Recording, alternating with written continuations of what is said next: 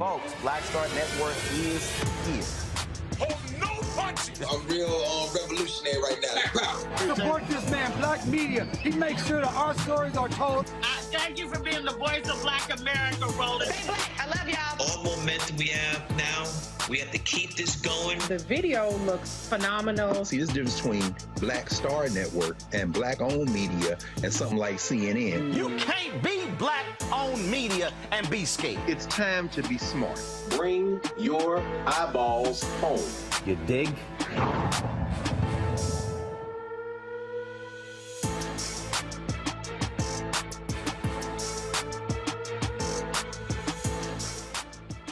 Today is Friday, October 7, 2022. Coming up on Roland Martin Unfiltered, streaming live on the Black Star Network from the campus of Texas Southern University. Folks, we are less than 35 days from the November midterm elections. Huge implications as to who controls not only the U.S. Senate, the U.S. House, but also crucial state races, gubernatorial races, state house, state senate, local races, all of that. We are talking election today here in Texas. We were in Georgia on yesterday. We'll be chatting with a number of folks who are on the ballot, individuals who understand the importance of voting. Congresswoman Sheila Jackson Lee. We're talking to officials here on campus, talking about what students are talking about. Also, we'll be hearing from the co-founders of Black Voters Matter as well. We're partnering with them on this broadcast from TSU. And so lots to cover, folks, on when it comes to elections. And so we'll do all of that right here. It is time to bring the funk on Roland Martin Unfiltered on the Black Star Network. Let's go. He's got it. Whatever the miss, he's on it. Whatever it is, he's got the scoop, the fact, the find. And when it breaks, he's right on time and it's rolling. Best believe he's knowing. Putting it down from sports to news to politics. With entertainment just for kicks, he's rolling. It's on go, y'all. It's Roland Martin, Rolling with Roland now. He's funk, he's fresh, he's real, the best, you know he's Roland Martin now.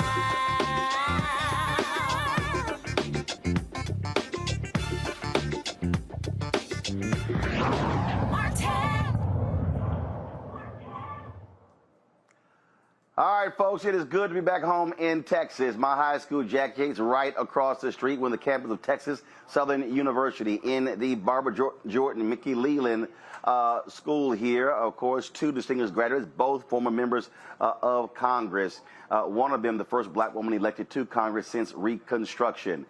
Yesterday, we were in Georgia, in Swainsboro, Georgia, for an event there with the Senator Raphael Warnock campaign, talking to folks there about what matters, what's important, what do they care about. And so we'll be doing the exact same thing here.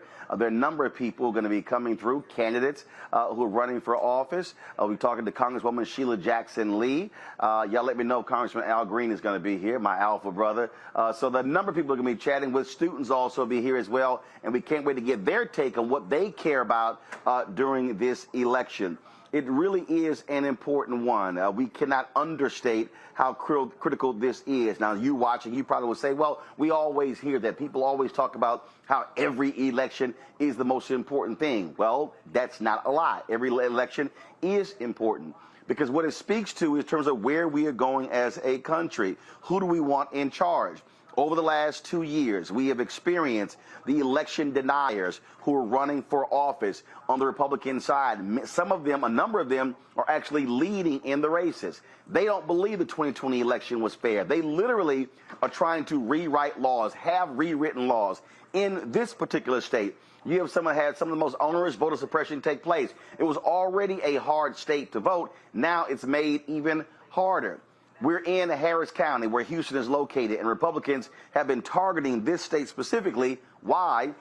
Because they have not liked the fact that Democrats have been elected in Harris County. And so what they have done is target this county as much as they can when it came to voting. You might remember they had drive-through voting in the 2020 election. They went to court, they changed the law, and they actually outlawed that for some reason, which makes no sense whatsoever. And so Republicans understand, and this is not just in Texas, it's all around the country. When you expand the electorate, when you create more opportunities for people to vote, then Republicans who are unwilling to fight for those voters or present their ideas, they try to stop that, because Democrats win when more people vote, when you expand access to the ballot.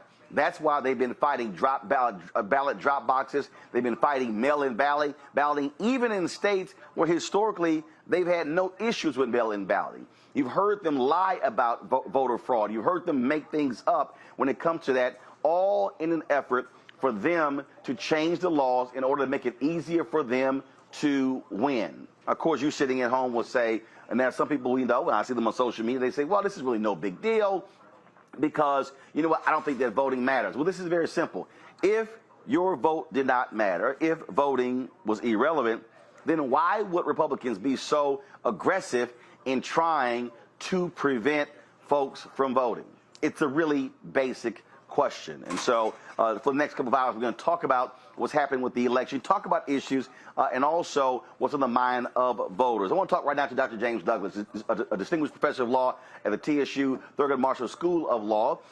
He has been very much, he's seen a lot of this sort of stuff. You've seen the legal challenges in this state as well. Doc, glad to see you, my alpha brother. Here's the thing that is so important. We just saw this week on Monday, Judge Ketanji Brown Jackson, how she came out firing, laying out the importance of the 14th Amendment, and made it clear she didn't run from the issue of race. She's made it clear to them, no, the 14th Amendment was specifically about race. It wasn't race neutral.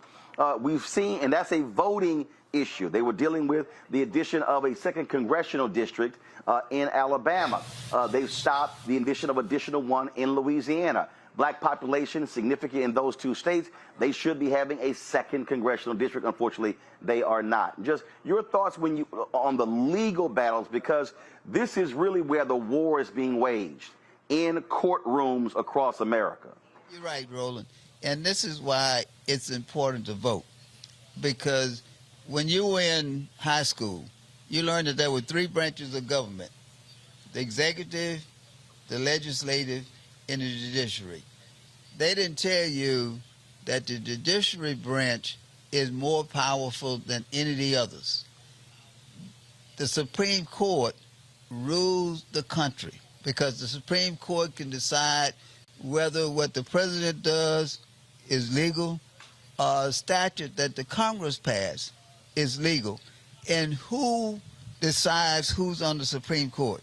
The president and the Senate. Well, and that's the U.S. Supreme Court, but you still have the important role of the state Supreme Court. Yeah, and here in Texas, we vote for them. So if you don't vote, you literally are not voting for the very people who are deciding cases. I know, but remember, the U.S. Supreme Court can tell the Texas Supreme Court that they're wrong. Right. No one can tell the U.S. Supreme Court that they're wrong. On some things. But what I try to get our people to understand is we have to think of this thing much broader.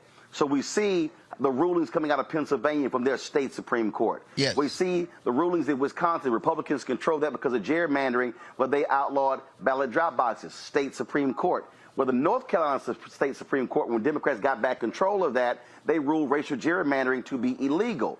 And so here in Texas and other places, I'm trying to get people to understand that you might vote up top, but if you don't go down and you ignore those state judges, they are actually making rulings that have an adverse impact on black folks every day. They're making rulings, but also remember the state legislatures determine who goes to Washington.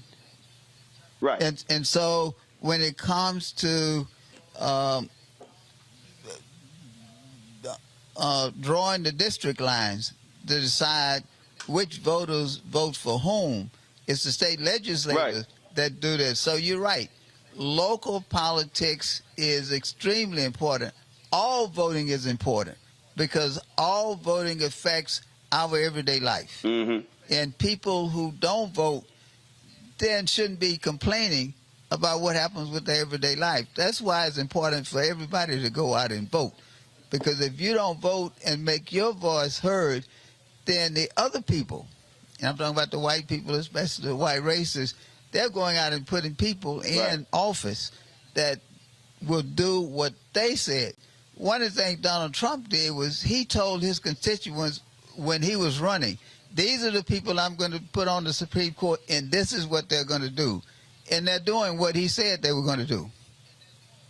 Well, here's the thing that jumps out at me. Again, when I talk about the legal battles that I get going on, and that is when you look at attorneys like Mark Elias, when you look at NAACP Legal Defense Fund, Lawyers Committee for Civil Rights Under Law. I mean, they are literally in a war every single day in these courtrooms, battling these crazy legal theories of these conservatives who are trying to do everything they can to minimize the impact of black Latino voters.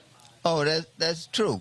But remember, you can make the best legal arguments in the world because the Supreme Court and these other courts say at the end of the day, we make the decision. It has nothing to do with whether or not the argument you make is the most logical argument. We make the decision. And so we have to make sure that we put the right people on the court so that those people are making decisions that keep us a part of the process rather than remove us from the process. Have you seen an uptick, if you will, of students who are interested in civil rights law? Yes. Yes, but the problem is they don't really understand it.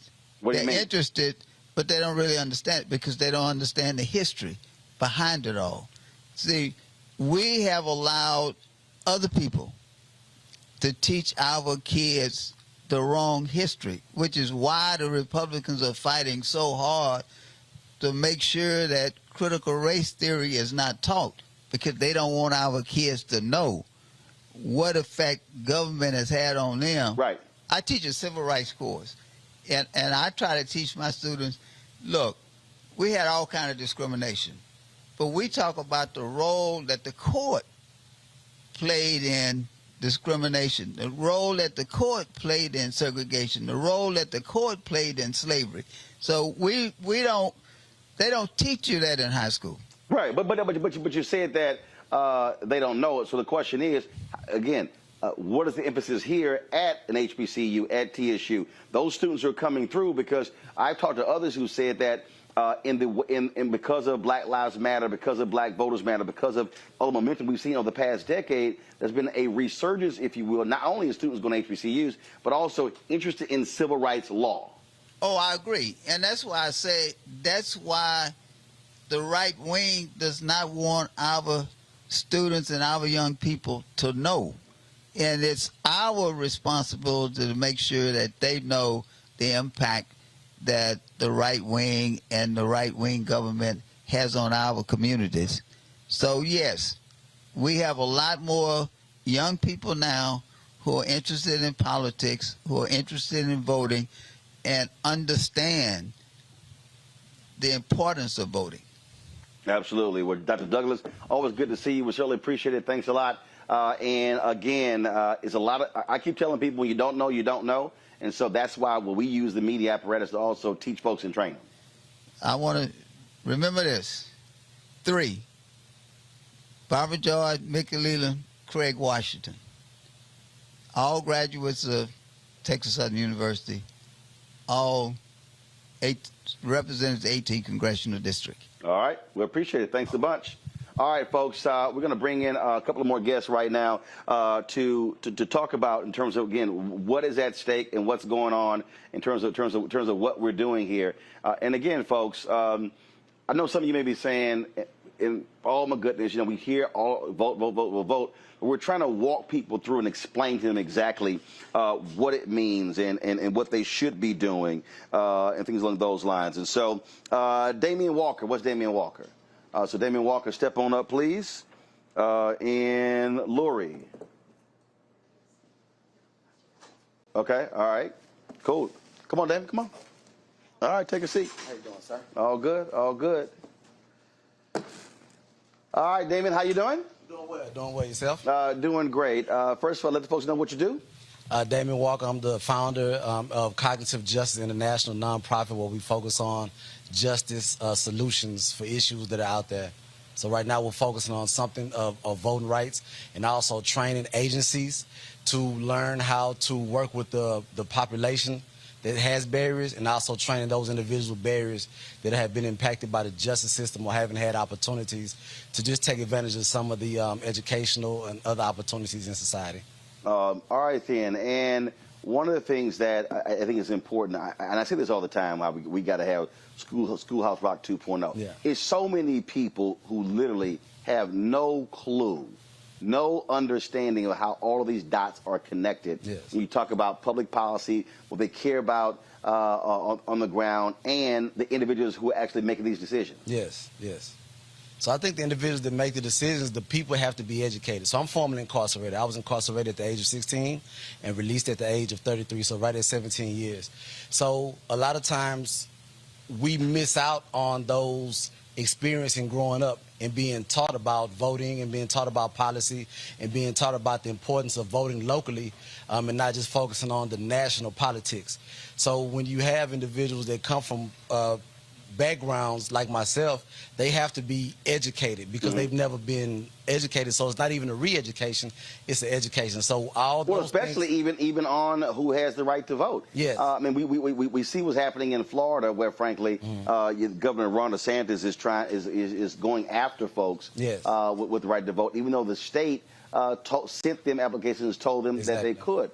And so now folks are trapped into that. We saw that happening with a brother who was actually in line on this campus for forever. And then all of a sudden they came after him by saying, oh, he wasn't really authorized and wasn't allowed to vote. Yes. So it's understanding what is your status, even if you're out of jail or prison, and if you are able to vote so you don't get into further trouble, because we see Republicans are actually targeting the formerly incarcerated. You have to understand the voting rights and the voting laws in your state. So, for instance, Texas, if you are off parole, off probation, or you have been exonerated from a crime, you immediately get your voting rights back. And if you come from TDC, which is our state prison system, once you are released off parole, they will send you a registration card. So you basically have to understand the voting rights in your state. That's what's most important. Absolutely. Yes. And those training sessions, how have they gone? And how many people have you reached? How many people have you touched? I think because I partner with certain agencies, the focus is probably over the last year, maybe close to 1,000, because we partner with other agencies. There's one agency here in Houston that they actually go into the jails, Harris County Jail, and they register individuals to vote. And now they've made Harris County Jail 701. They've made that a polling station, so the men and women would come down once they register to vote and they're eligible. They would come down in a jail in Harris County to vote. And we're seeing other states who are now understanding this, who are making efforts to expand and provide opportunities for the formerly incarcerated to vote. But again, it's still a struggle, and I keep telling people it's based upon your state. Yes. They may be watching what's happening here or in Florida, somewhere else, but your state may be totally different. Yes. So you have to focus on your state, because if you don't, you'll get frustrated, and then you'll frustrate the masses, because there are people that want to vote. When I got my voting rights back, I felt like a citizen. So there are individuals that actually want to vote. In Harris County, 1,500 people become eligible to vote, register to vote every year. But there's not a focus on those individuals. We call them the forgotten voter. Nobody's really reaching out to them. Nobody has a campaign for them. So it's on individuals like myself and other individuals that know to be able to educate these men and women that you can vote in your state. But that information has to be made more. I'm one person, and if it's 15 other people, but nationally or even throughout Texas with the certain agencies, there are thousands of people that are focused on people that already are able to vote. So just think, 1,500 every year become available to vote.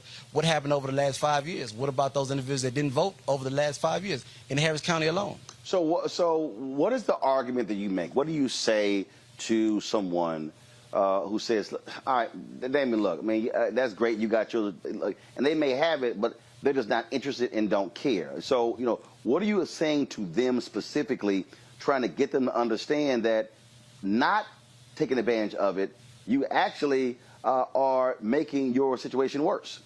I would ask them, what do they care about? Like, that's what you have to ask somebody who's saying that they don't care. What do you actually care about? Is it your family? Is it your neighborhood? Is it school districts? What do you actually care about? And then we'll focus on that. But again, it comes down to educating them. There's no such thing for education about voting or re-education when they never got the initial education. So you really have to go ground level, as the professor was saying earlier. You have to go ground level on some of these individuals and some of these populations. It's not just individuals, it's populations. There's groups of people in Houston, around the nation, who just don't understand the power that they have or the influence that they have in their area. And educate them to start right here where you live at. That's what's most important. All right, then, Damien Walker, we appreciate it. If folks want to get more information on your organization, where'd they go? You can go to CJI, Cognitive Justice International, so CJI.name, CJI.name. All right, sure appreciate it. Thanks a bunch. Thank you, sir. All right, folks, when we come back, we're going to go to break right now. When we come back, we're going to continue our conversation here in the campus of Texas Southern University. We'll also be talking to some of our experts as well, like Lurie Daniels Favors. This is, again, a huge, huge issue, and so we're focusing on this election, on voting, and how it impacts you. And trust me, this game on, folks, because the other side, we know exactly how hard they are fighting to keep many of us from not accessing the ballot box. You're watching Roland Martin Unfiltered here at the Black Star Network. Don't forget to download the Black Star Network app, available on all platforms: Apple phone, Android phone, Apple TV, Android TV, Roku, Amazon Fire TV, Xbox One, Samsung Smart TV. You can also support us with our Bring the Funk fan club. Your dollars make it possible for us to do what we do. So you can see and check in money orders to P.O. Box 57196, Washington, D.C. 20037-0196. Cash App is $RM Unfiltered. PayPal is R Martin Unfiltered. Venmo is RM Unfiltered. Zelle is Roland@RolandSMartin.com. Roland@RolandMartinUnfiltered.com. And don't forget to get my new book, White Fear: How the Browning of America is Making White Folks Lose Their Minds. Available from the publisher Ben Bella Books, Amazon, Barnes & Noble, IndieBound, Bookshop, Chapters, Books A Million, Target. And you can also order through your favorite black bookstore. We'll be right back.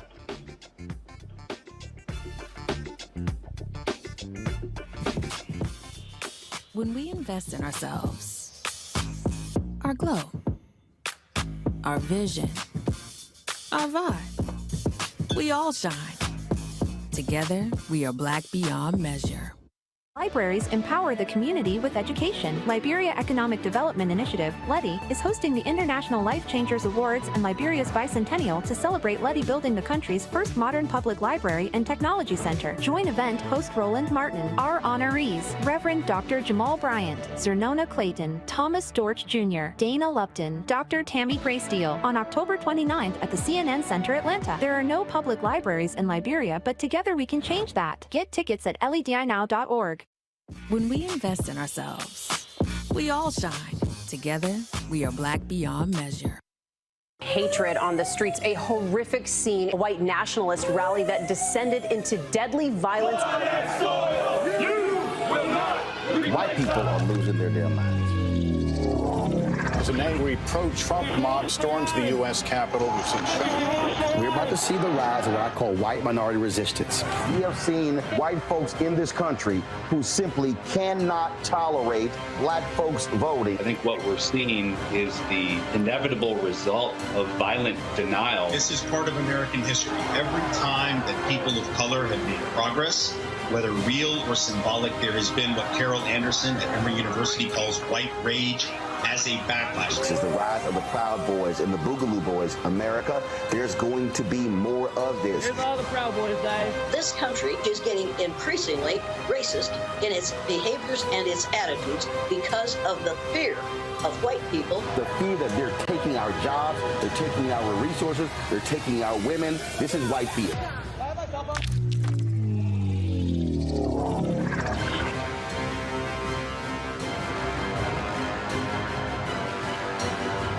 It's Kim Whitley. Yo, what's up? This your boy Ice Cube. Hey, yo, Peace World. What's going on? It's the Love King of R&B, Raheem Devon, and you're watching Roland Martin Unfiltered.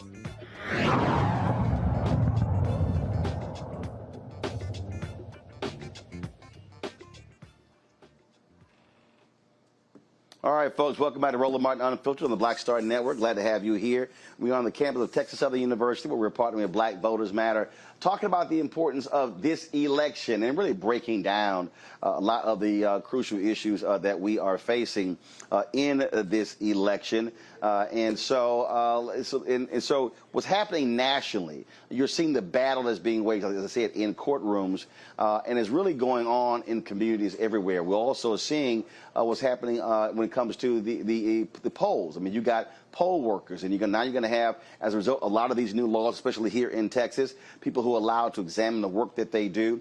All this is after the big lie in Donald Trump and the MAGA folks after the 2020 election, when he simply got mad because he lost. And yeah, take the L. But no, he refuses to do so. So what Republicans did while in power, they then begin to use that power to begin to change election laws, even in states where he won, like here in Texas. You're talking about change laws in Georgia. We've seen it in Arizona, in Iowa, a number of states, Florida, all across the country. And so this is a concerted effort that we're seeing all across this nation. All right, folks, joining us right now is Lori Daniels Favors. First of all, she, of course, has this radio show on Sirius XM every single day. But that's where she moonlights.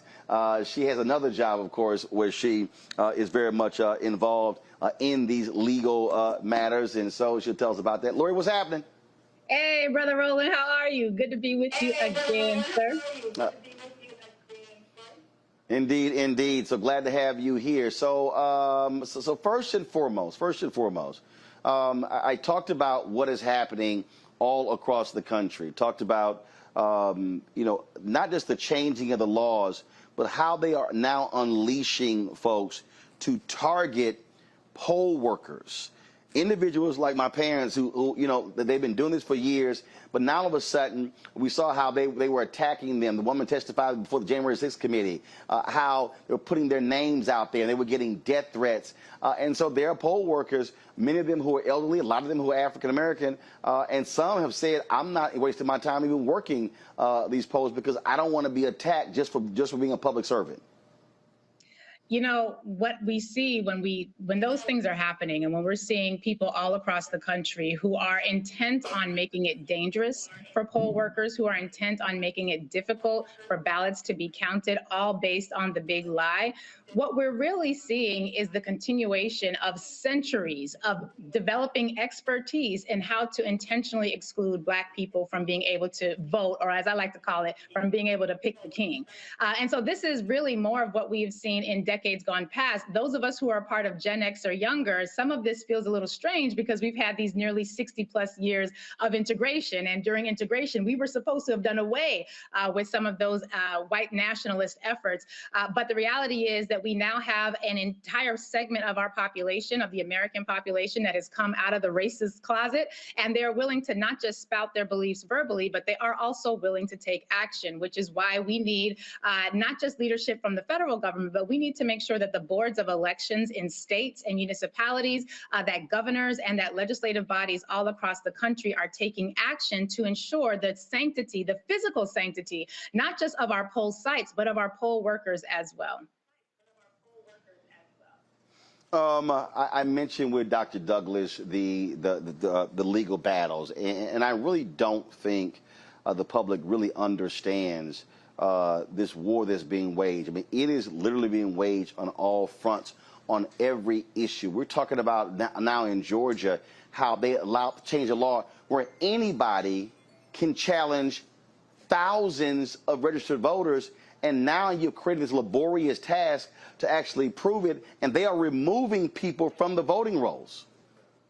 That's right. And what I always like to remind people is when we see language like that, what they mean is any white person can challenge a ballot, right? Because I would love to see a bunch of brothers and sisters and family and friends from our communities go into some of these other spaces and try to challenge votes, try to raise an issue about the sanctity or the validity of the voters in those communities. And we know how that's going to turn out. So for our brothers and sisters who are living in communities or living in states or jurisdictions that are governed by folks like Brian Kemp, who hopefully will not be a governor for much longer. But when you're living in a community where basically one party has decided they want to return to not the 1860s, but the 1760s, the 1660s, when it comes to whether or not Black people will be able to pick the king, then we need to make sure that in addition to getting souls to the polls, that we are also training young people to stand up. And as much as I do not want to see our elders step down from these positions, I love poll workers. The elders there, I feel like it's one of the spaces where intergenerationally we still connect. We do need some young people to be up in these spaces. And I'm just saying, we got a whole lot of folks who do territorial engagement and they want to be big and bad on the block. Can you be big and bad at the poll site? Can you be big and bad and not just defend your turf, but can you defend the elder as he or she is making their way down to the poll site to do the work for the people? You can be big and bad on the corner. Can you be big and bad to protect the people who are coming to vote, to make sure that we're going to have people in positions of power that are going to make it better for all of us? At this point, we are in all hands on deck mode. And I asked my audience earlier this week, if we had to replace the institutions that are currently operated by white people, if we had to replace them and meet our own needs, could we do so? And Roland, it's really hard for me to realize that for a lot of our communities, our only thought as it pertains to how we can do for self is holding other communities accountable, is doing the work of making sure that we're going to get those police officers and we're going to charge them and we're going to make sure that we're defending our rights. Yeah. We want to defend our rights and we want to hold people accountable and we want to press lawsuits and we want to do the work of making sure that we are not under attack. But we also have to take on the other side of that mantle, which is doing for self, organizing our own communities, our young people to get to the polls, creating our own community watches. Every other community does a community watch. We should be engaged in community watch for protecting our voters and protecting our ability to cast the ballot, because the reality is we are participating in determining who is going to sit in that king position. And if we're not going to be as serious about that as some of us are about defending territory that we don't even own, then what are we really doing? You made that point. I remember when Fox News lost their damn minds over the new Black Panthers at polling locations, and hell, they were Black polling locations. And you're absolutely right. I mean, having our folks literally say, okay, fine, y'all want to roll up in our community? We'll roll up in your community. And then when they start yelling, it was like, I'm sorry, we're following the law. I mean, just very reminiscent of when the Black Panthers went to the state capitol in Sacramento, and the white folks lost their minds, and they said, oh, no, same law. What did they do? The white folks changed the law. So did. They changed the law. And so maybe if thousands of Black folks roll up in white neighborhoods and go to the polls, they may say, hey, change that damn law. We can't have just anybody walking up in here doing this. And you're right, for all these keyboard gangsters out there, the people who sit here and whine and complain, in terms of, okay, what y'all gonna do? And and I know some of them get mad at me right now. So all you FBA, ADOS, B1 people, where y'all at? Y'all got smoke for everybody else who want to do something. When y'all going to show up and actually organize yourselves and say, fine, this is how we're going to do it? Yeah, I said it. Listen, I heard it and we all heard it loud and clear. But the reality is, it's one thing to be a keyboard gangster. It's another thing to be real about this life. And if you're real about this life, and by that, I mean, if you're real about Black people being able to control our communities, if you're real about making sure that our water is clean, if you're real about making sure hospitals aren't being shut down in our communities, if you're real about making sure that we're going to have expanded access to health care in the entire Black Belt, which is led by Republicans who refuse to embrace Obamacare, if you're real about making sure that Black people are going to be able to have housing, if you're real about making sure we can send our kids to schools and that our children's emotional well-being will be centered, not just Karen and Timmy's child who don't want to learn about white supremacy and the unearned privileges that they and their family have. If you really about this life, then let's put our feet where our words are. I would love to see, it would be great to have a bunch of us go into their communities and start checking their election or questioning their elections. But I would rather see that same energy come here to defend Black people who are trying to vote. I would love to see, instead of us going at each other over whether or not we think an executive order is going far enough, why don't you take that energy to the polls, make sure grandma, grandpa, young sister, young brother, everybody in between who wants to vote is going to be protected and able to do so. We have a whole lot of energy when it comes to battling each other. I would love to see us take that energy and instead of battling each other, defend each other's right to participate in king-making time, because our clean water, clean air, job security, voting rights, housing, criminal legal reform, education reform, literally everything we rely on for sustaining ourselves is on the ballot this year. I remember actually it was 2016, 2018, actually in 2020 as well, and looking at data from Joint Center for Political and Economic Studies, looking at NNPA, looking at others. When the question was asked, are you enthusiastic or are you likely to vote? And so when you begin to look at that chart, black folks, 65 plus, highest, their whole deal is like, yeah, we doing it. In fact, I remember when Melanie Campbell and the National Coalition on Black Civic Participation had one of their phone banks. One of the workers, I forgot the state they called, and it was a old black woman called. And she's like, baby, look, I don't need y'all calling me. I don't need y'all calling me, asking me about election day. She said, my son coming to pick me up at this time, take me to the poll, and bringing me back home. She said, y'all should be calling somebody else.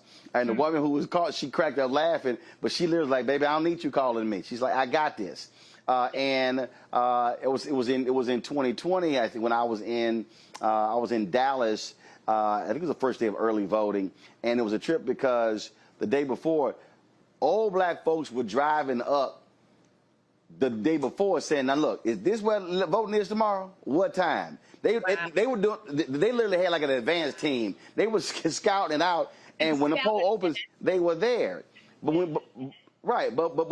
when you look at the data there, as you go down 65 plus, and then with 55 plus, and then when you go down to 45, 55, then you go 35, 45, and you keep going down, that number gets lower and lower and lower. And the reality is the two largest groups of people right now, population-wise in America, are 18-35. That's the two lowest groups. So the question is, your message, your institute's there on Medgar Evers campus. What are you saying to all these young folks who are complaining about boomers, but boomers vote? Here's the thing, and this is something that one of my team members at the Center for Law and Social Justice at Medgar Evers College, where I do my real job, not my moonlighting job, I'm serious. One of the things that he says, Isaiah, shout out to him, he always says that, listen, if you're in that 18 to 35-year-old group and you're not going to vote, be cool and be clear with the fact that the people who are 65, 85, 95, they're going to vote. If you have an 85-year-old person who's voting, who's going to be making decisions, I don't mean to be crass about this, but the reality is the 18 to 35-year-old community is going to be living with the decisions that 85-year-old voter casts a whole lot longer than the 85-year-old is. One of the things we have to recognize, however, is that the younger we are in our community, the farther we are away from having actual experience and engagement with the civil rights struggle and the struggle for the right to vote. So if we have young people who are not learning about any of this stuff in school, I'm talking about not learning civics in school, certainly not learning about how Black civics works in school. They're also not learning it in our religious institutions because our numbers and our attendance in churches has gone down. And if we're hoping that they're going to make it to college to be able to figure out how to take a political science or, go to a great institution like a HBCU or PBI, we've literally been willing to, by those choices, sacrifice entire generations of our members, of community members, when it comes to their knowledge about how this system works. We had people who came out to the streets and protested in 2020, Roland. I know you remember this, George Floyd, Breonna Taylor, Ahmaud Arbery. And one of the things I always ask people who tell me, oh, I ain't gonna vote, because we have a lot of young people who's like, Miss, I ain't voting, I don't believe in electoral politics. That's something y'all do, it don't really work, my vote don't count. And I'm like, all right, cool, did you protest in 2020? Yeah, I was out in them streets. We was in them streets. Oh, that's so good. Were you just there for like blowing off emotional steam, or did you actually want something to change? Because if you actually wanted something to change, instead of just having an emotional outburst where you let out your anger and your frustration, and you were able to sort of emotionally purge yourself, if you actually wanted something to change, yes, there is a portion of change that can happen at the grassroots level. But right now, Mississippi, Jackson, Mississippi, not having clean water, we can't fix that just with the grassroots. We need government. When it comes to funding our schools and making sure our babies have computers instead of textbooks written in the 19s, as my daughter likes to call it, we can do some with the grassroots, but we need government. When it comes to getting a moratorium on evictions, when it comes to extending unemployment insurance so that when we are all laid off during a pandemic, God forbid, we will have some money coming in the house to sustain ourselves. You can do some rent parties. You can do a lot at the grassroots level, but at a certain point, you're going to need government. And if you protested in 2020 because you wanted substantive change, the substantive change doesn't happen because you had an emotional outburst. The substantive change happens when you change the people who are in positions of power. Let's look at Jackson, Mississippi. Who's in charge of cleaning the water? If there's someone who is in charge of cleaning the water, how does that person get their job? Are they voted into office? Are they appointed to that position? Because if they're voted into office, how you gonna tell me voting don't matter when right now you can't drink clean water? If they're appointed to office, who appoints them? Is that person elected? Because that is the person that we now need to change positions. So when we're talking about election and engagement, we have to recognize young folks just do not understand how standing in line and voting changes anything in the community. And that's not their fault, that's on us. I'm Gen X, I'm young Gen X, but the reality is it is on us to provide the opportunities that they're gonna need to make those connections. When I go into a classroom and I'm talking to some high school students, they don't wanna hear me talk about it's your ancestral duty and obligation to vote. Half of them don't even know what I mean when I'm talking about ancestors because we did a poor job of teaching them to respect our elders and ancestral veneration. But if I ask them, what y'all think about NYPD? Y'all like how they work here? Y'all like how are y'all cool with how we're getting put up against the wall on your way to school? Are you cool with school safety officers in your community, in your schools, taking you through metal detectors before you can come in, speaking to you disrespectfully? No. Well, who tells them how to police? Oh, the police commissioner. How he get his job? Oh, she. Now we have a woman. How did she get her job? She was appointed by the mayor. Did your family vote? Did you vote for the mayor? Did you know what the policies the mayor was going to implement when the mayor was going to be picking the police commissioner? Were you in agreement with that? Because if you weren't, you could have picked somebody else. Oh, but you didn't vote. You see how now you're being policed in ways you don't like because you didn't participate in picking the king who was going to determine what the policing apparatus was going to look like in your community. We have to make connections, starting with what they care about, and then show how what they care about is impacted, shaped, and challenged in the electoral process. And that's why I constantly talk about connecting the dots. I tell the story in 2016. I had my radio show. A young lady called me from North Carolina, and she says, look, I'm not feeling Hillary. I can't vote for her. I'm not feeling Trump. I can't vote for him. So she said, I'm just going to focus on my state. And I said, okay, interesting. I said, so what are the 3 or 4 issues that you're focusing on? And so she told me. Well, the crazy thing is the 3 to 4 issues she told me about, literally, I showed her the direct connection between who sits in the Oval Office and those 3 to 4 issues. And she was literally stunned. She was shocked. She's like, I can't believe this. And I said, how? And she said that she was a activist, well-informed. I said, yeah, you're not actually well-informed. The fact that she could not understand that who sits in the Oval Office appoints Supreme Court justices, appoints federal judges. They rule on voting issues in her own state. She didn't even understand the lawsuit that was actually happening at that moment where they were suing the North Carolina voter suppression law in federal court. Wow. And she was stunned by it. And that's why I'm saying we have to actually connect the dots for people. Just like I think we finally, after all these decades, people now understand you cannot be so concerned about mass incarceration but ignore who's running for DA. That's right. You can yell, holler, and scream about Congress to change things, but the one person who has the most effect on mass incarceration and criminal justice reform in the United States is the local DA. Because their decision as to how they prosecute cases has a direct impact on that. And people have finally gotten to understand that. You know, I like to say that we don't live in a country with a king or a queen, right? We don't have a monarchy here. And if you live in a country with a king or queen, how you get charges pressed against you is determined by the king. If you live in a country with the king, and my audience knows I say this all the time, when it comes to whether or not you get clean water, well, did the king say your community could have clean water? Because if not, you ain't gonna have no clean water. When it comes to whether or not you can have a hospital, well, did the king say, can you have a hospital? Because if the king ain't say you can have a hospital, you ain't gonna have no hospital. In this country, the kings are the people who got the most votes, because the people who get the most votes determine whether or not a hospital stays open in a Black community or gets shut down. The people who got the most votes determines whether or not that DA gets the DA that wins is going to determine whether you have equitable, progressive criminal legal system reform, or if you're going to have something that looks closer to slave patrols in the 1700s. And so the reality is we have to be clear about creating educational opportunities for our community that fill in that gap.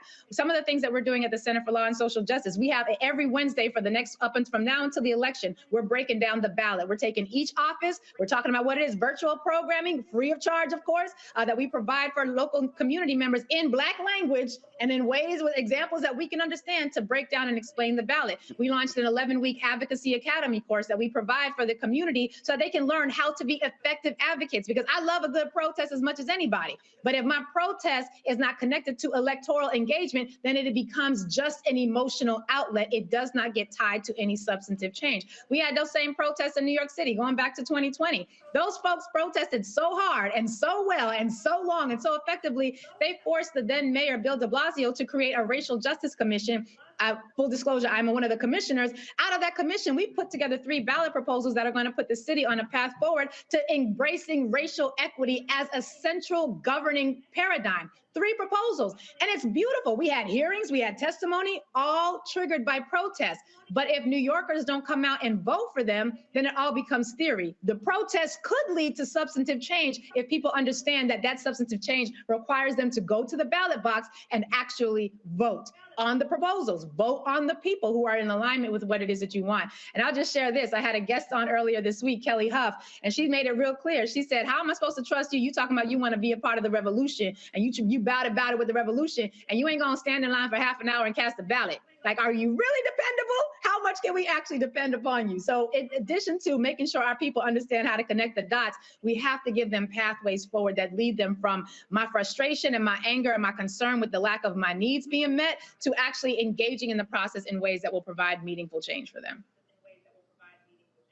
All right. Lori Daniels Favors, always a pleasure. Tell folks when you're on SiriusXM. We are on SiriusXM for the Lori Daniel Favors Show, Monday through Friday, 10 a.m. Eastern, every single day. Give us a call, 866-801-8255 to chime in for the conversation. I appreciate being able to talk with you about this, Roland. You know I care about this issue a lot. I could tell just a little bit. A little bit. Just a little bit. All right, I appreciate it. Thanks a lot. Break here, and when we come back, we're going to be chatting with some folks here. Some of y'all students, yeah, I'm going to put y'all in the hot seat. Yeah, answer. Oh, don't be. Look, you roll in here, you're going to have to answer something.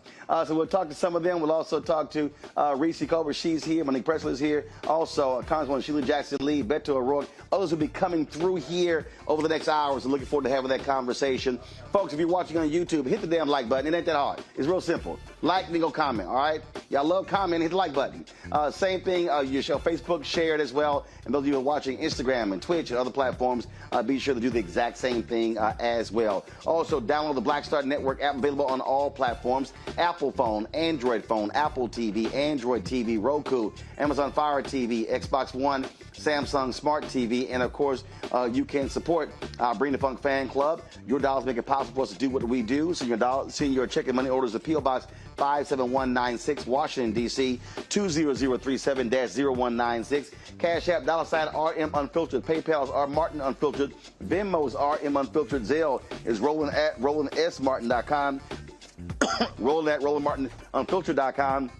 And don't forget, get your copy of my book, White Fear, How the Browning of America is Making White Folks Lose Their Minds. You can get it at any bookstore, Ben Bella Books, Amazon, Barnes & Noble, IndieBound, Bookshop, Chapters, Books A Million, Target, or you can order from your favorite black bookstore. Download it also from Audible. We'll be right back.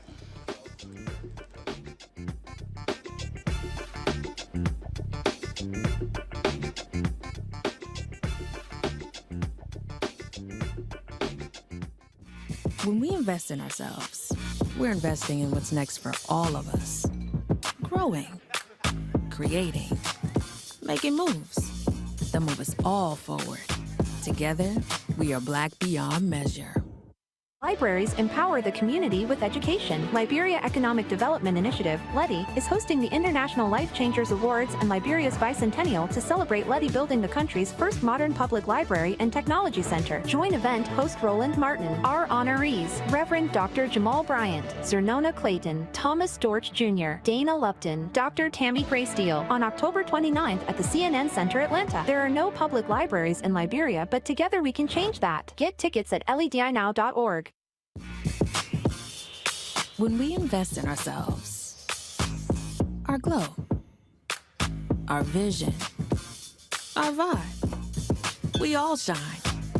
Together, we are Black beyond measure. I'm Deborah Owens, America's Wealth Coach, and my new show, Get Wealthy, focuses on the things that your financial advisor and bank isn't telling you, but you absolutely need to know. So watch Get Wealthy on the Black Star Network.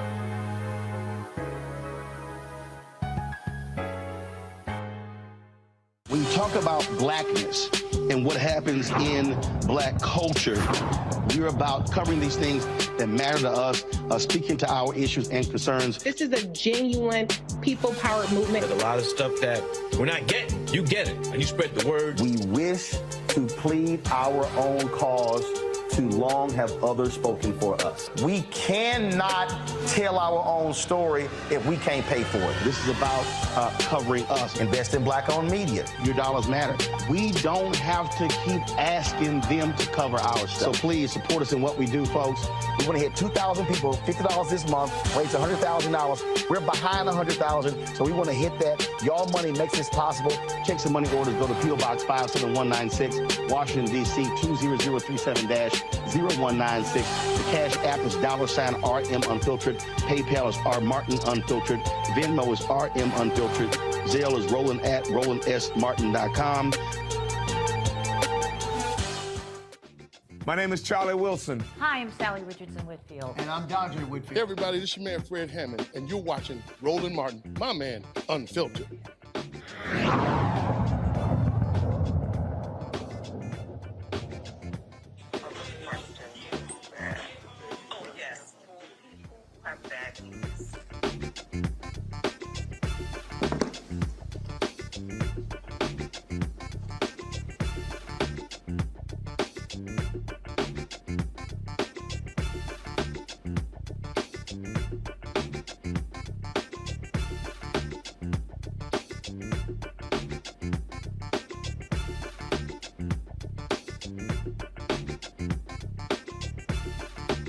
Welcome back to Roland Martin Unfiltered. We're here on the campus of Texas Southern University talking election. Huge elections coming up, not only in this state, but all across the country as well. Getting the thoughts of various folks while we are here. We're joined right now by a couple of TSU students. All right, who you with? Hello, I'm the president of the Black Law Student Association at Thurgood Marshall School of Law here at Texas Southern University. Okay, you and Christian Wolford. Right, might want to give your name. Right? Yeah, Christian Wolford. All right, you left something out. You left something out. Other than who I am? You left something out. Oh, and I'm Frank. Of course, man. Gotta show love. Come on now, you supposed to lead with that. Of course. You're supposed to lead with it. All right, go ahead. Hello, my name is Lauren Lacey. I'm a 3L at Thurgood Marshall School of Law. All right, then. All right, so first question. When it comes to this election, what do you care about? I care about making sure that we have somebody that represents us as a people, making sure that the things that we embody as a people are being put forward. Such as the inequalities that we experience every day. I mean, I feel like you have to have somebody that really looks at those things and actually puts that forward. And so the main thing I'm really looking for in a candidate is, I guess you could say, just somebody that really just cares about the people, you know, because sometimes you get a lot of this artificial, you know, kind of talk and stuff. And I just feel like that's kind of the things that we've been getting in the politics lately. But I want to make sure we get somebody that cares about us and that feels like they're genuine about what they're saying for the most part. I care about gun safety. I care about health care. And I care about environmental justice. And when it comes to those issues as well, what are the conversations you're having with fellow students? Is that happening as well in terms of what they're talking about and what they care about? Absolutely. I think that a lot of women on campus, we're having conversations about healthcare in terms of women's rights, the right to choose and forced births and things of that nature. In terms of gun safety, a lot of my classmates have children, so they're concerned about gun safety when it comes to sending their children to school. And even us being at school, I feel safe at Texas Southern University, but it's still a conversation to be had.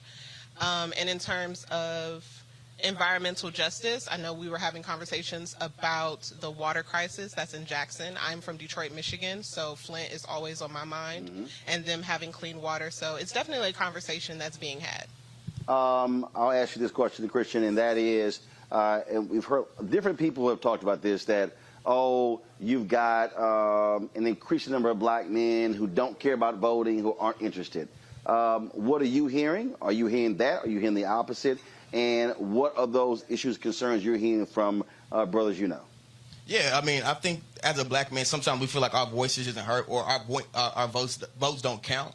And so I think it's very important to show that our votes count for one, and that it's not too hard to actually get out and go vote. But people want to see the change. They want to see their vote actually being, translated into actually somebody being put in office that they really want. I think by Barack Obama being elected as president, that showed that our voice and that our vote matters. But we just need to continue to see that even in the local elections, and not just the big elections, but in the local elections, every election we can actually come out to. And so I think it's something that we just need to keep pushing. But I think we're getting a lot more awareness about, black men being able to vote. I think we're getting somewhere with it, but we just got to keep harping on it as men and hold each other accountable as men to really, drive that home to all the black men in our communities. See, I think that, I go back to something that Lori was talking about, and I think there are a lot of people, and I hear the same thing, people say, oh, why should we keep voting Democrat? Why should we keep voting?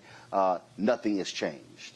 And what I keep reminding people is that the folk who get stuff aren't just the folks who vote, but the ones who also show up to press those who vote after the election.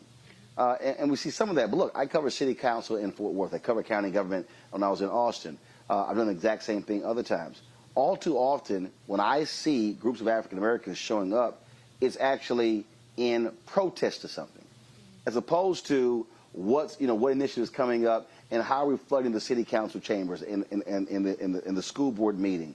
And so what I'm constantly trying to remind people is we've got to mobilize and organize ourselves after the election to get the things that they promised or the things that we say we want. We just can't go, oh, well, I voted, I'm good, they're there, now y'all go ahead and do it. That's actually not how it works. Pressure busts pipes. You got to show up.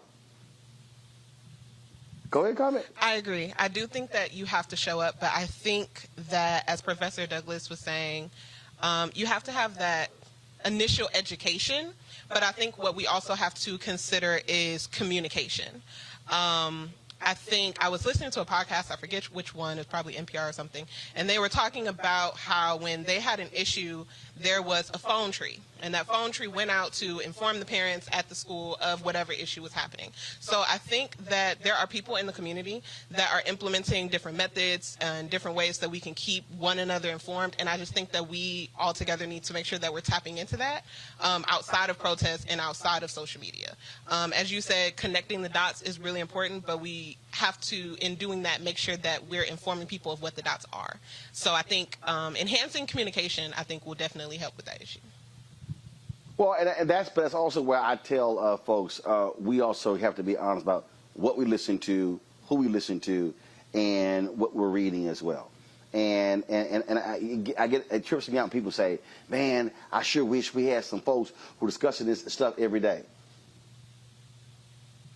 which is what we do for 4 years.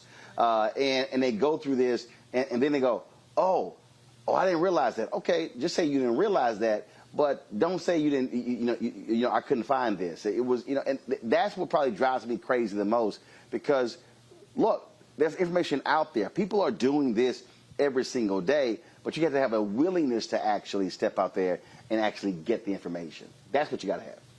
Yeah, and I mean, I think the thing that we start to see in our community sometimes, we get so bogged down in everything that we have in our day-to-day lives, and we get so caught up in what we were used to growing up, sometimes being able to transition over into actually getting into these podcasts and get onto these calls and being able to get into these these meetings and stuff like this is important, because, you need to get outside of your comfort zone. And so sometimes it takes, some injustice or anything of that nature to actually pull it out of people to want to get on these podcasts, to want to get into, these type of streams and these live streams, because we're just not interested if it doesn't actually affect us personally. And so sometimes we have to get out of that, and we have to actually start figuring out ways that we can actually, touch us personally outside of just, what we see, as injustice. Well, but I think there's some things though that touch us, but it's not always like it touches me directly, because I think it touches us indirectly, and I just think that if we wait for something to touch us directly or personally, then we're making a huge mistake. Look, I was highly critical of all these white women who showed up outside the Supreme Court after Roe v. Wade, when we had all these black groups who were protesting for the For the People Act and for the John Lewis Act, and it was largely black folks who were out there. And I'm like, oh, what? Like, oh, y'all showed up. Y'all know how to roll up on places now, huh? And that's a perfect example. It's like, so, well, you showed up after they overturned it, but this is where you should have been before they ever overturned it. And so I keep telling people, stop waiting, stop playing defense, stop waiting after the fact. You know, same thing, Lori made this point, and I've said this well, when it comes to all these people who were at George Floyd protests. The same folk, when we were talking then after the fact for those various bills, George Floyd Justice Act, there should have been the amount of energy put into George Floyd protests, there should have been the same energy into the protest to get the George Floyd Justice Act passed. Same thing. But again, a lot of folk are, as she said, operating on emotion, as opposed to, are you in this for the long haul, or you simply in it for this quick high, and now you can just post on social media you went to a protest. That's what drives me crazy. Okay, you laugh, because you know I ain't lying, because you like... I don't think you're lying. However, I do think I'm black, obviously. So for black people, a lot of people are in survival mode. They wake up in the morning, they go to work, they grinding, you know? So I think pocketbook issues and those issues that touch them directly are the triggers for them to become involved in politics and say, okay, what happened? Whose fault is this? So with connecting the dots in terms of education, I think we really have to say, hey, this is an issue, a pocketbook issue that you're having. This is who we're... No, I mean, I get pocketbook. You know? I get pocketbook, but I purposely use the George Floyd example. Okay. That wasn't pocketbook. And we're talking about millions of people in cities all across the country.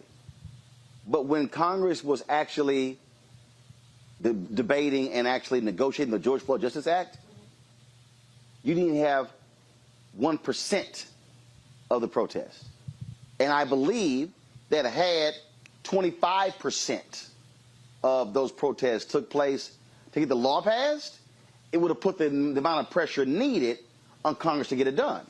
But when they didn't see pressure, they were like, oh, we good. We ain't got to really do it.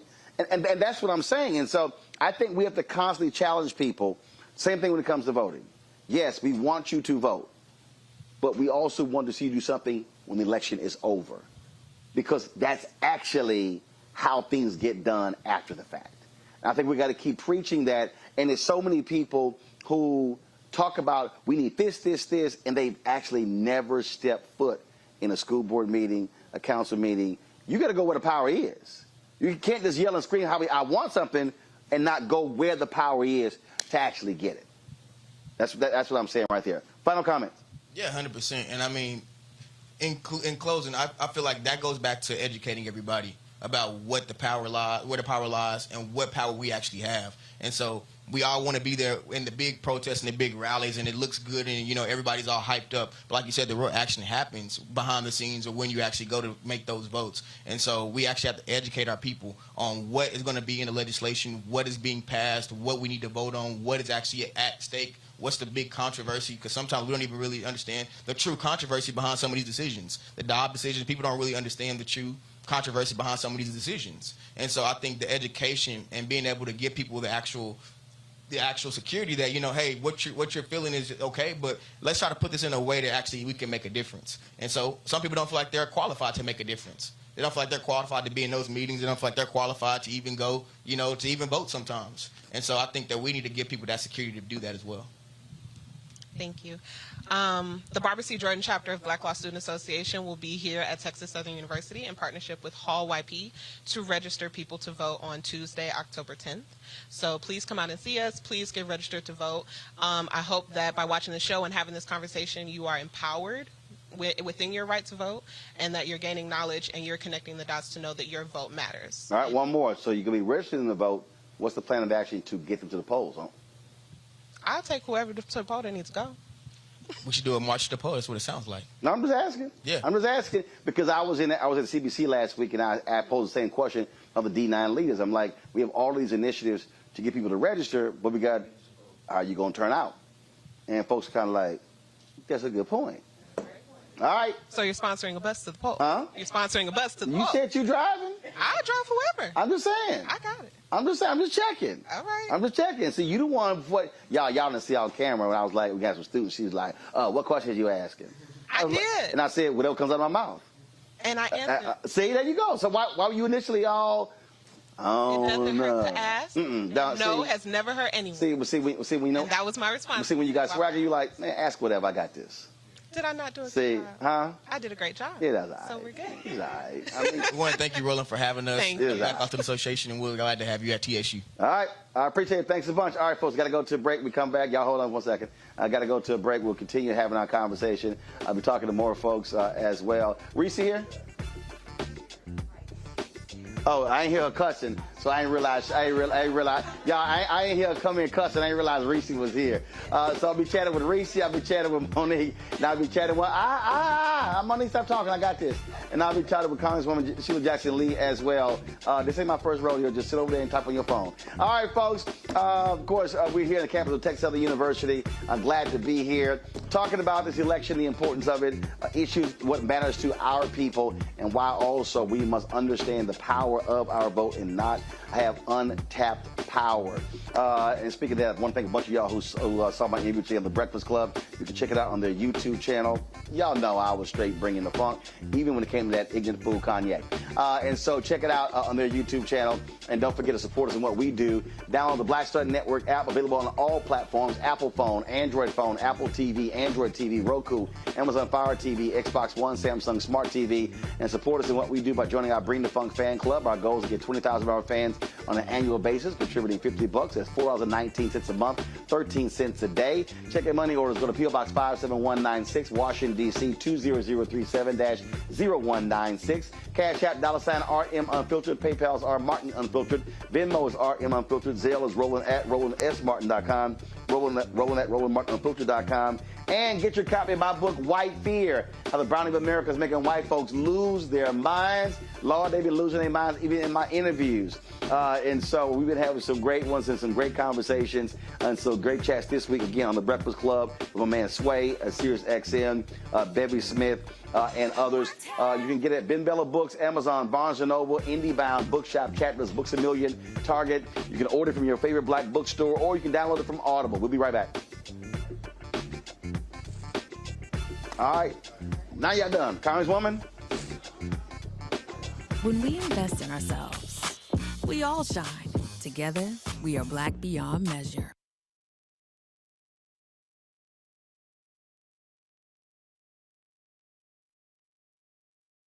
I'm Deborah Owens, America's Wealth Coach, and my new show, Get Wealthy, focuses on the things that your financial advisor and bank isn't telling you, but you absolutely need to know. So watch Get Wealthy on the Black Star Network.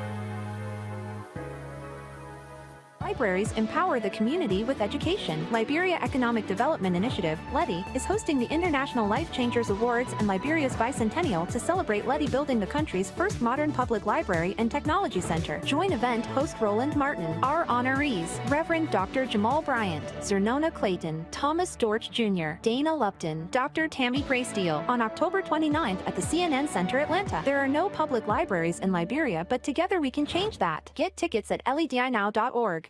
Pull up a chair, take your seat. The Black Tape with me, Dr. Greg Carr, here on the Black Star Network. Every week, we'll take a deeper dive into the world we're living in. Join the conversation only on the Black Star Network. Hatred on the streets, a horrific scene, a white nationalist rally that descended into deadly violence. White people are losing their damn minds. As an angry pro-Trump mob storms the U.S. Capitol, we've seen shootings. We're about to see the rise of what I call white minority resistance. We have seen white folks in this country who simply cannot tolerate black folks voting. I think what we're seeing is the inevitable result of violent denial. This is part of American history. Every time that people of color have made progress, whether real or symbolic, there has been what Carol Anderson at Emory University calls white rage as a backlash. This is the rise of the Proud Boys and the Boogaloo Boys. America, there's going to be more of this. Here's all the Proud Boys, guys. This country is getting increasingly racist in its behaviors and its attitudes because of the fear of white people. The fear that they're taking our jobs, they're taking our resources, they're taking our women. This is white fear.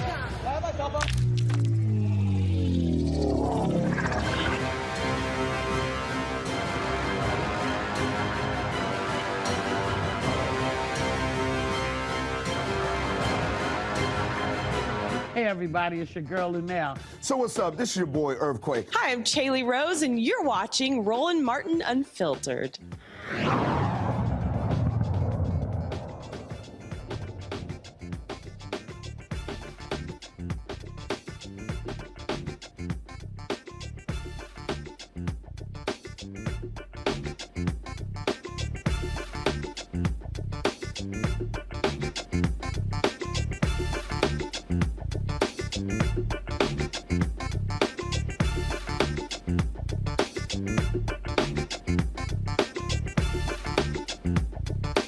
Welcome back to Roland Martin Unfiltered. We're here on the campus of Texas Southern University. Glad to be here. Talk about the importance of voting. Black Voters Matter. They, of course, have the blackest bus in town. They are traveling all around the city and state and the country as well. Of course, registering our folks and also getting them educated on the issues that matter. My next guest, she's one of those folks who fights the good fight in the halls of Congress. Joining us now from H-Town, Congresswoman Sheila Jackson Lee. Congresswoman, how you doing? Roland, I am so excited to welcome you to the historic 18th Congressional District and the doubly historic Texas Southern University, born out of the ashes of segregation when a single student was told by the University of Texas there is no room for you at the end, created out of those historic beginnings, and now having one of the highest enrollments in its history, but still looking upward to be recognized by the state. One of the things that absolutely drives me crazy is when I listen to people and they go, man, Congressional Black Caucus don't do a damn thing. they don't, and Pete, they start going on this whole deal, and then when you correct folks, all you doing is kissing up. That's all your buddies. You're trying to save them, and I tell folks all the time, the average person literally has no clue what a member of Congress does. They really don't. Okay, and I know when you're going around, you hear people say the exact same thing, and it has to be frustrating when people who literally do not understand what a member of Congress does and the number of things that have been passed by this House that the CBC played a huge role in. Amazing. Billions of dollars. I mean, we can go on and on and on, and folk act like that stuff just happened just because. No, it didn't.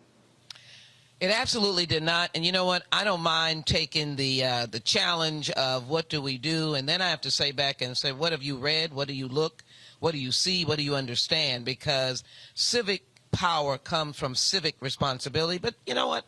I'll try to be empathetic and simply say that I want Black lives to matter and I want black votes to matter. So here's what we do. First of all, the largest amount and continuing amount of dollars to historically black colleges, $2.7 billion just a couple of weeks ago, $500 million in 2021, and more dollars to come. More dollars accessible to the various legislative initiatives that we've passed collectively, but with 57 votes, the Congressional Black Caucus played a strategic role in the negotiation of the bipartisan infrastructure bill. which is the bill with about $700 billion that's going to be in your neighborhood tomorrow or the next day. Well, first, total with $1.2 trillion. That is correct. $700 billion is going to be in transportation. That's correct. And you mentioned HBCUs. That's 228,000 students. That's faculty, that's staff, and where many of these HBCUs are, that's an economic engine in the community as well. Absolutely. Absolutely. Strategically engaged in that. Members of the CBC on the Transportation Committee, sizable but quiet opportunities for MWBEs. We didn't leave that out. Small businesses. We have oversight, all of that. The work with the Department of Transportation specifically had in the language that this administration is looking for equity and for neighborhoods to be treated equitably and dollars to go out equity. So that's one. Inflation Reduction Act. It was clearly the Congressional Black Caucus, among many other things, that fought for climate change, but more importantly, environmental incentive, $3 billion that is dedicated to communities of color, which we know that we are the butt side, if you will, the backside of toxicity and contamination in many neighborhoods. Now, that includes contaminated water in Flint, contaminated or no water in Jackson, and contaminated lead water around the country. So we've got $3 billion just out of the Inflation Reduction Act to be able to utilize for communities of color. So that means that, again, when folks are looking at wastewater systems, you're not thinking when you turn that faucet on that what the work CBC made that possible. That I mean, look, I grew up in Clinton Park here in Houston, and I guess for me, I guess the reason why I take it personal, because I had parents who were co-founders of a civic club,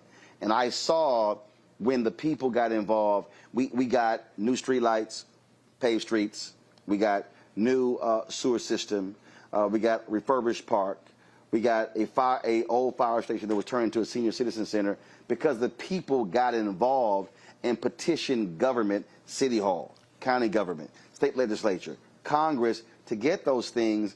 And so when people say, well, I haven't seen changes in my neighborhood, you have to ask the question, what have you done to get changes in your neighborhood? It simply just doesn't happen by itself. It's a community and political partnership. Absolutely, but it is pushing the power down to the people, but it's got to have the people stand out there demanding the power for them. And what happened in your neighborhood with your family was civic participation at its basic level. It is grabbing on to what you deserve. I remember speaking before the city council in like the 9th and 10th grade. That's right. We had a city councilman, what was his name? It wasn't Justin Robinson. It was, oh my God, he had those lamb chops. McGowan. Man, he came. Our Lady Started to see Catholic Church. It was actually found in my grandparents' living room. So we had our annual bazaar, and he came to the bazaar, and I started drilling him. Now, mind you, I'm in the 9th grade. And well trained. And he was like, I don't know who this little black kid hit me with all these questions. And it was something at the time that they were about to make cuts to pools and parks. And I started just drilling him. And he looked at me like I was crazy. And I said, I'll be at the city council meeting. And I'm going to testify before the city council. And he was like, oh, and I said, so when you come back, I expect there to be some answers to what I'm asking. That has to be the attitude that we have when we see that member of Congress, we see that city council member, and again, saying we live here, we want to see some stuff get done. But it's a two-way street. You've got to listen, learn, read, but also you've got to be able to understand that you do have a role. Once the money comes, in normal states, now I'm going to distinguish where we are. Right, explain. In normal states, when the money comes, that governor who is supposed to be an intermediary, and to pass it down to the local cities, local governments, school boards, and ultimately into individual neighborhoods, from Pleasantville to Clinton Park to Acres Home to 3rd Ward to Sunnyside South Park to way out Humboldt, Texas, Atascocita, and all in between. Southwest, I don't want to leave you out. Southwest, East End, I don't want to leave you out.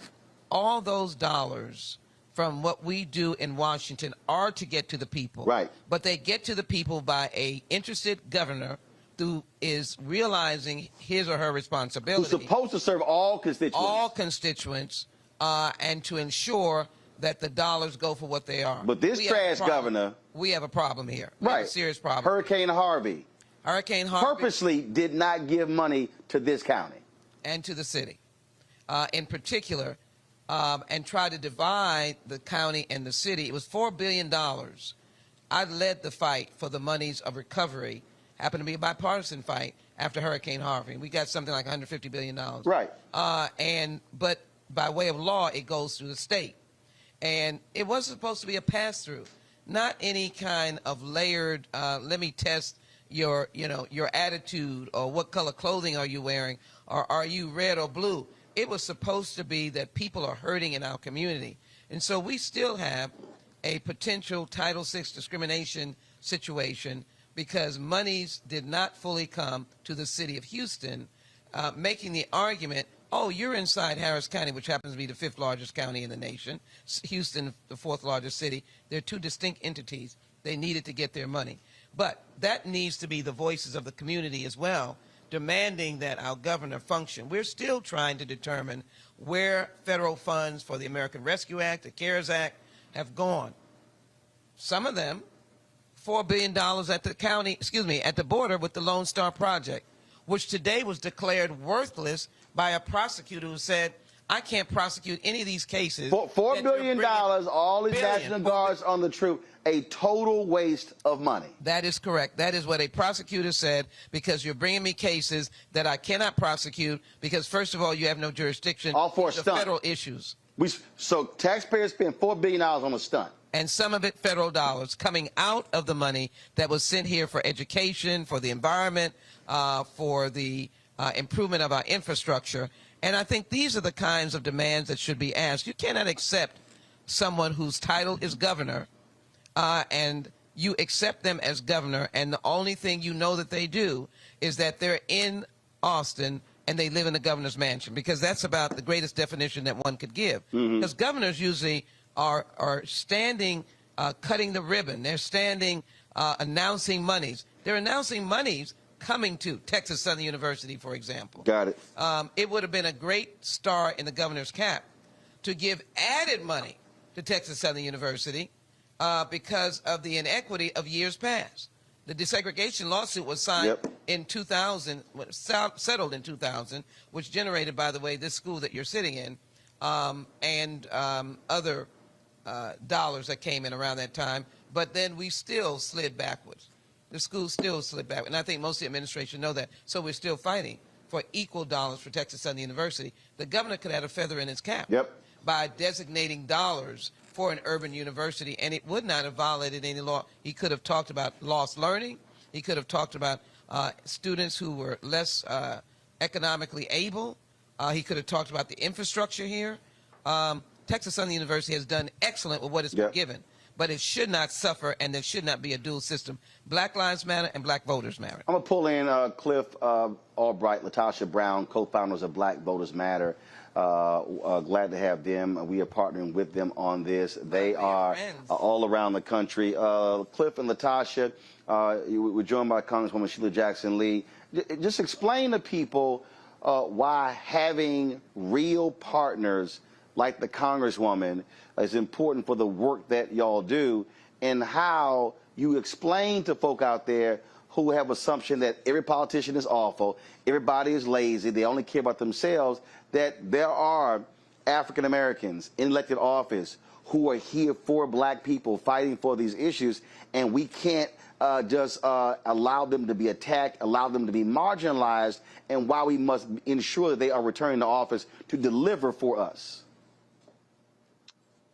You know, a couple of things. One, Congresswoman has served not just only the people of Texas, but we have all in this nation benefited from the work that you've done, Congresswoman, particularly around from reparations to fighting to make sure that our communities get resources, to HBCUs get resources, to even hold Congress to account.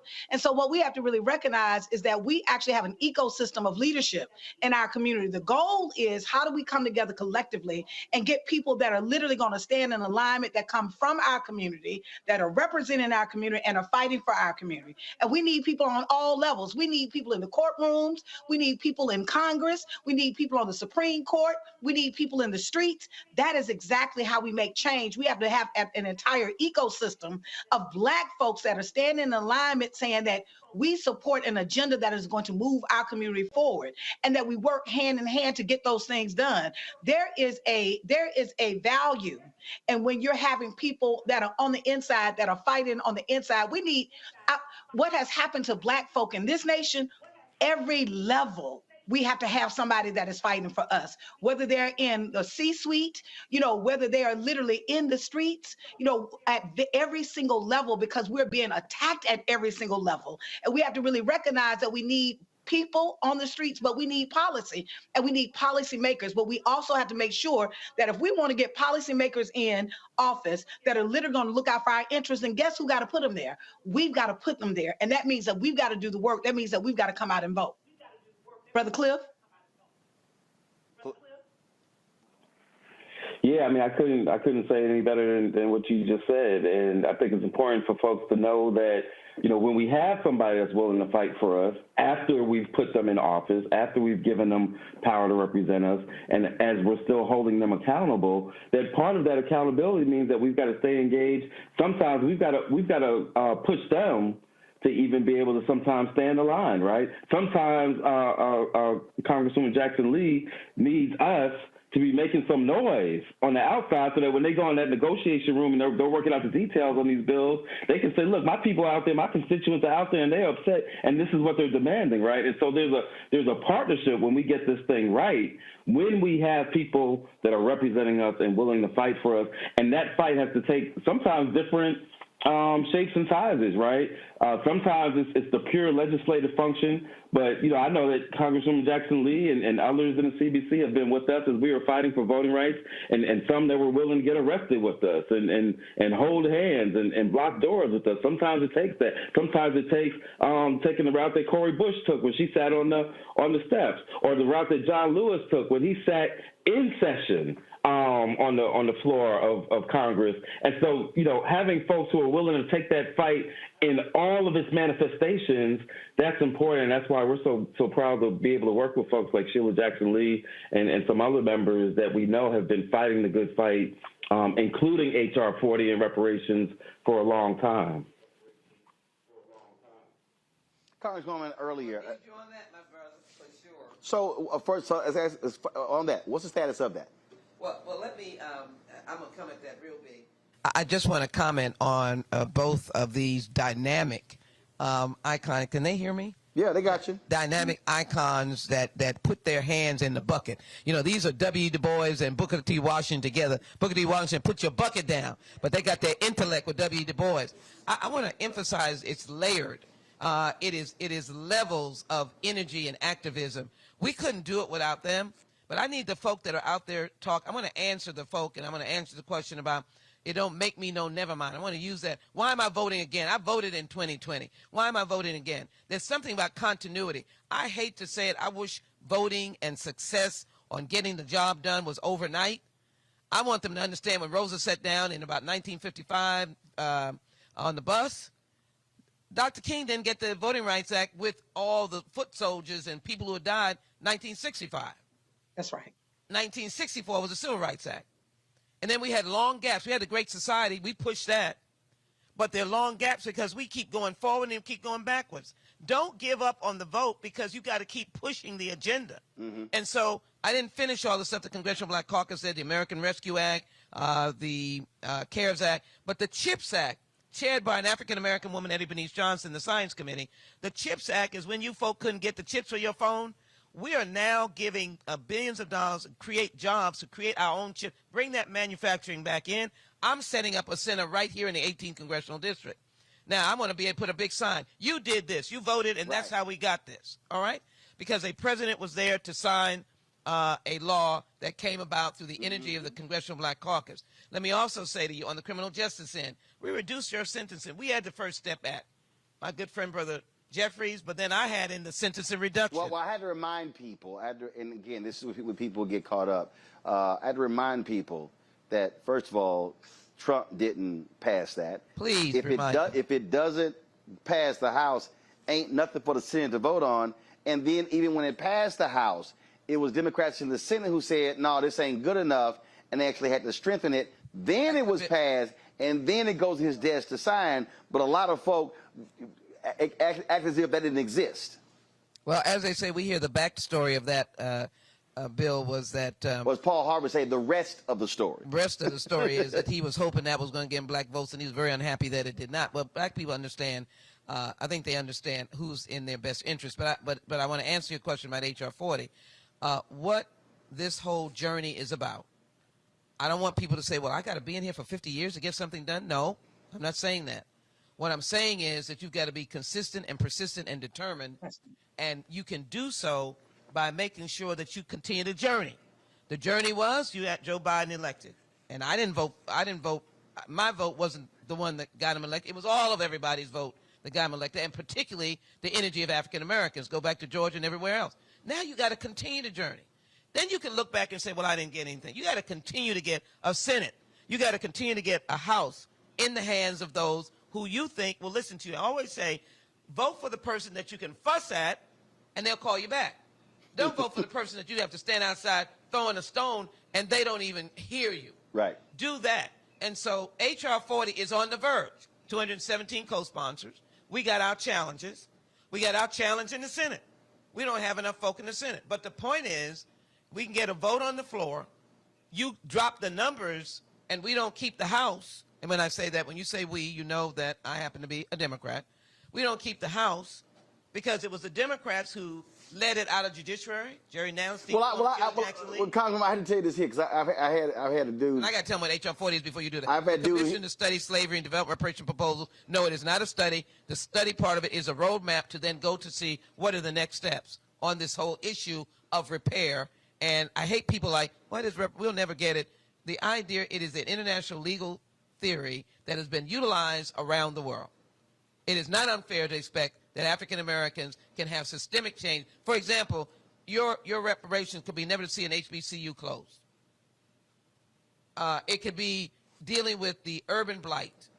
It could be dealing with the fourth grade black students, male students that don't read at fourth grade level. So, well, but you got some folks who say, well, Congressman, that ain't reparations. I mean, look, when I argued, I said, if you're a reparations advocate, why aren't you fighting for Tennessee State to get the $500 million the state actually said they owed? It was kind of like, oh, that ain't reparations. I'm like, it's $500 million. What the hell are you talking about? Or black farmers, where it was our leadership that got black farms where they were, but they got sued. Right. And they held up in court. And still are. And give them their resolution to that. Clif and LaTosha, I want y'all to speak to this here because you're out there on the ground. You're out there dealing with people directly on this here. You are coming face to face, knocking on doors, canvassing, and hearing the frustrations of people. How are you trying to get them beyond their frustrations? Because you can be frustrated and mad to say, I haven't seen this. As the Congresswoman said, reality is this here. Republicans take control of the House and or the Senate. It's a whole lot you not going to see. That's right. Brother Clif? Yeah. So I think there's a couple of ways. Go ahead. Yeah, I think there's a couple of ways that we go at that, right? The very first thing is that when folks express that frustration, the first thing that I say and that we say as an organization is first that we say we hear you, right? We affirm that some of the frustrations that they're feeling, that some of the things that have not gotten done, that's real, right? That's an important thing. That's an important first step. Because sometimes people want you to engage in this discussion like there has been no shortcomings, right? And when you do that, you're not really coming from a space of authenticity, and that person that's resistant isn't any more likely to really hear you when you haven't affirmed that what their lived experience is and what they're seeing right in front of their eyes isn't like some mystical made up thing, but that is real. So the first thing to say is, you know what, there are some things that we didn't get the George Floyd Act, right? We haven't gotten voting rights. You don't need to tell me about how frustrating it is that we didn't get voting rights, right? But then let's talk about what we did get. And we go through the whole list of things, some of which that you all talked about, the infrastructure and the HBCU funding and getting a Department of Justice. Be clear, we don't have the George Floyd Act, but you can't tell me it's irrelevant that we have a Department of Justice which has charged and found and indicted and got guilty verdicts on the police officers that killed Breonna Taylor. That's not inconsequential. It's not the systemic George Floyd Act, but that means something to send that message. And so we go through the list of things that we have gotten, and then folks start to say, okay, well, we have gotten a little bit, right? We have made some progress, some of which impacts us disproportionately. And then once you can get to that space, that, yeah, there's some stuff we didn't get, but yeah, we did get some of the stuff that we wanted and that we were demanding, then you can make the case of, how we get to the other stuff, we got to have more power. We won some stuff in 20. We got some power in 20. We got some objectives and some tangibles met. And if we want to get to the rest, we got to have more power. And the only way for us to do that is for us to continue the trend of coming out in large numbers and overcoming the voter suppression that they're trying to throw at us. That's why our message is we won't black down.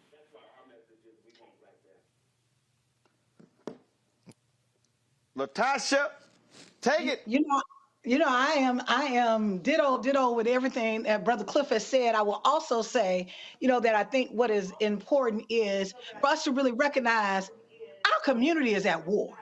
Like we can talk about kind of there's policy differences, but we're in a new era. This ain't a political era that we just talking about. There's these policy differences between two parties. There is one party that is in office right now that is fundamentally trying to kill us.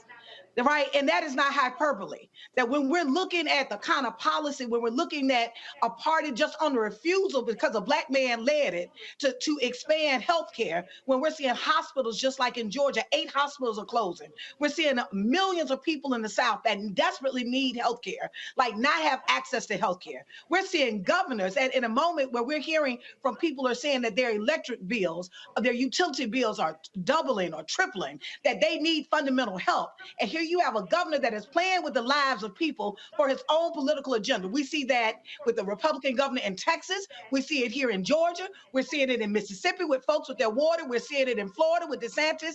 It is a strategy for the Republicans to literally be able to use whatever they can to exploit the pain, to be able to use whatever it is that they can, and at the expense of even killing people if it's about them advancing their agenda. And so I think we have to really recognize what time it is. At this point, there has to be no space and no room for any party that coddles white supremacy.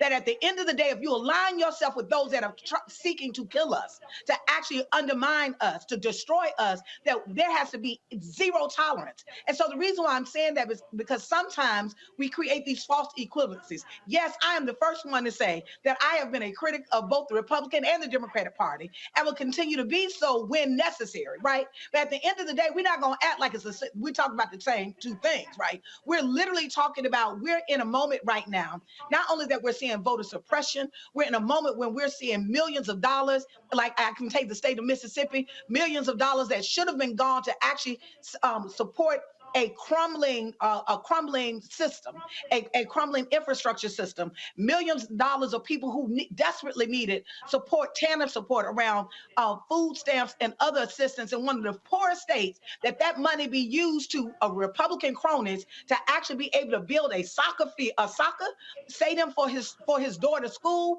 That is what we're seeing, widespread fraud and corruption at the expense of literally black pain. And so we've got to really know what it is we're up against and what we're fighting. I think the other thing that is really important for people to understand too is that at the very least, we have to reduce the harm happening to our community. That when people come at us, we have to respond in a way that says, you're not going to come at us. You're not going to use us as fodder in your political game, and you don't have consequences. When you actually inflict consequences on people, they come a little bit different the next time. And part of what we have to really recognize is we have to be relentless. Those that seek to destroy us and to take away from us and really marginalize us in a particular place in the society, we have to be as relentless to push up against that. And then the last and the final thing that I say is, for us, voting isn't about participation. It is about power. Who doesn't want power? It is within our agency. If anybody is making a decision, I say this often, about me and my family, I should be a part of that decision-making process. The bottom line is, whether you like politics or not, every single aspect of your life is impacted by politics. You cannot go and get a job and it is not literally, but some policy is actually framing that or managing that. You can't go buy a home. Every single aspect of our lives at this point is actually managed. In some way, it's in the context public policy touches that. And so since public policy is being made and is impacting us, then we have no choice but to engage in that process if we are to get anything that's not only going to reduce the harm, but anything that's going to help us advance to the kind of community, the things we need in our community that we desire and both that we deserve. Congresswoman, final comment. Well, let me say that I have soaked up both Clif and LaTosha, power, agitation, avocation, and never given up the fight.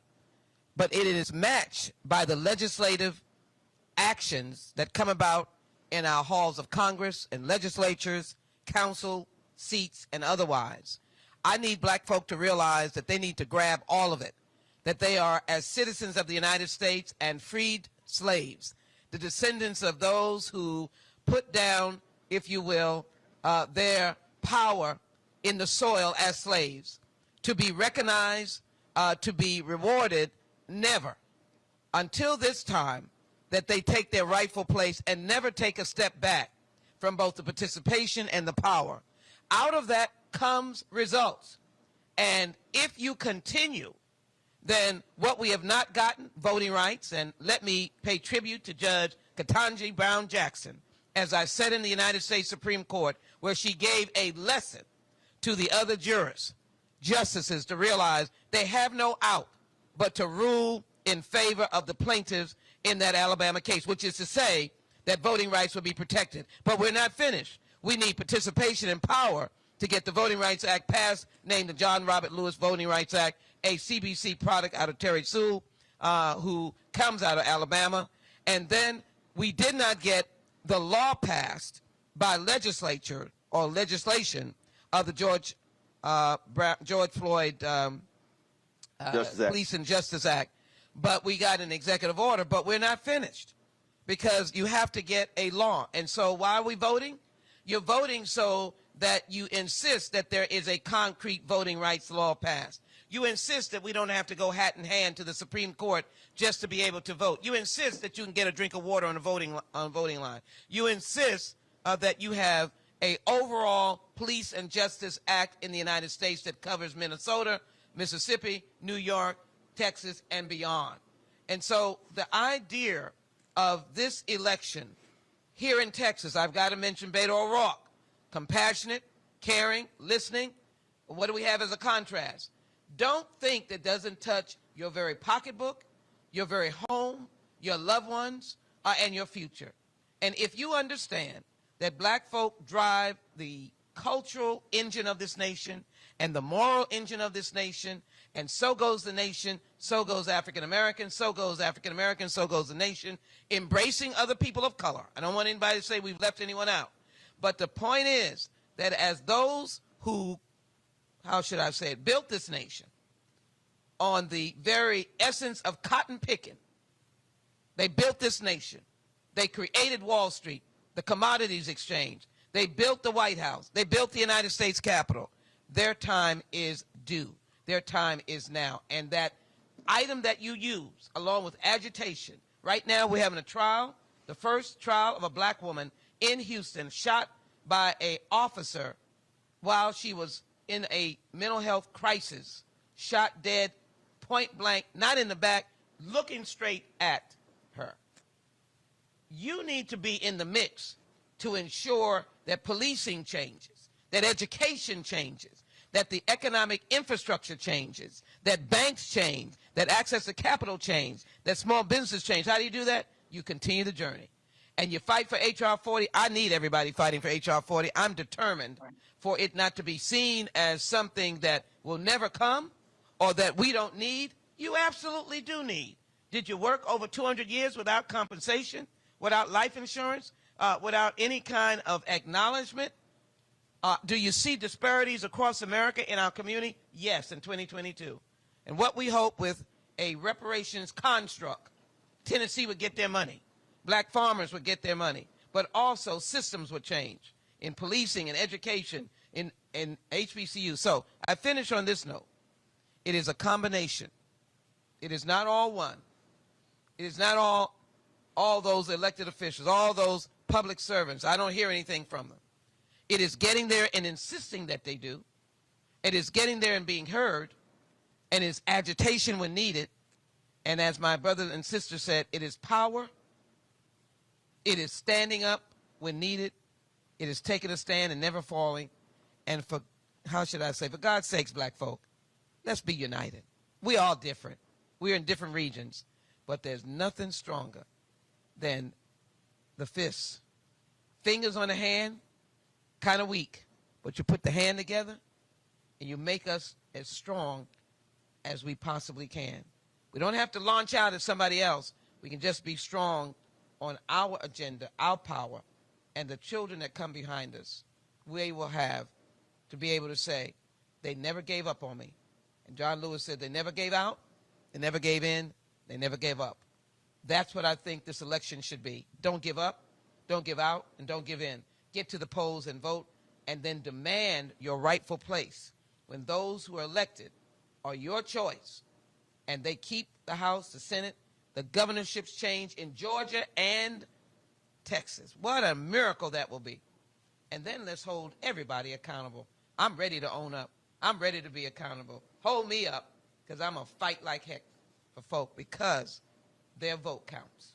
All right, and somebody on YouTube said we should have an usher down front. All right, Congresswoman Sheila Jackson Lee, I appreciate it. Thanks a lot. LaTosha and Clif, thanks a bunch. I appreciate always y'all supporting us at Black Star Network, partnering with this here. And so we certainly won't be the last. Oh, yeah, they can see. They can see. Won't be the last time. All right, hey, Henry, switch the shot. Congresswoman want to throw them a power fist. So we appreciate it. LaTosha, Clif, thanks a lot. Thank you. Vote. Coming up next, Reese, Monique, but also Beto O'Rouke on Roland Martin Unfiltered on the Black Star Network. Back in a moment.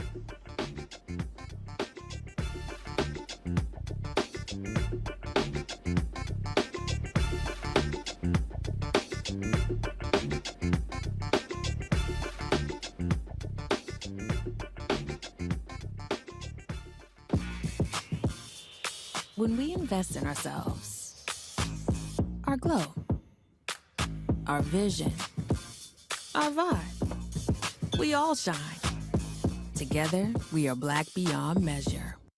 Hi, I'm Dr. Jackie Hood Martin, and I have a question for you. Ever feel as if your life is teetering and the weight and pressure of the world is consistently on your shoulders? Well, let me tell you, living a balanced life isn't easy. Join me each Tuesday on Black Star Network for A Balanced Life with Dr. Jackie.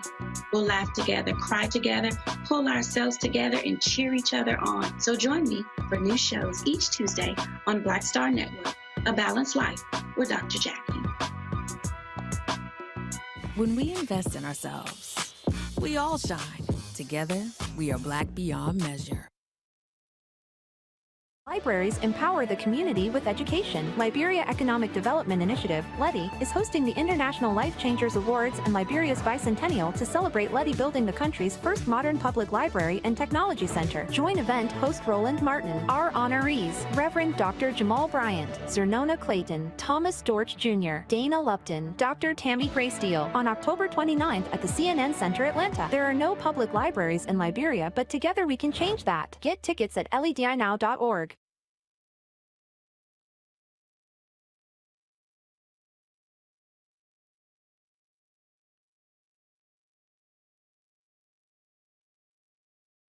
Hatred on the streets, a horrific scene, a white nationalist rally that descended into deadly violence.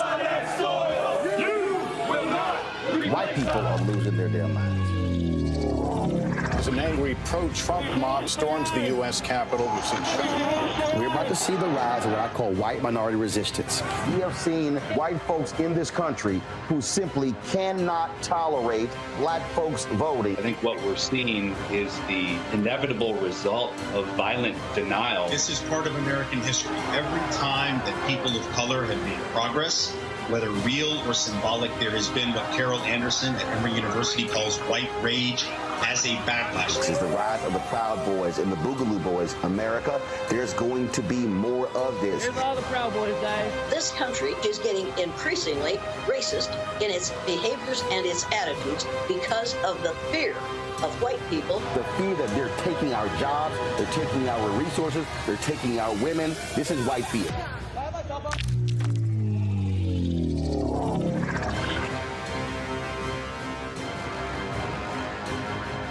I'm Angie Stone. Hi, I'm Teresa Griffin. Oh, Roland. Hey, Roland, I am so disappointed that you are not here, first of all. Where's our dance? It's like we get a dance in every time I see you. And so now you're not here for me to dance with, sir. You and your ascot. I need it. I need that in my life right now. Okay, I love you, Roland. What's up? I'm Lance Gross, and you're watching Roland Martin Unfiltered.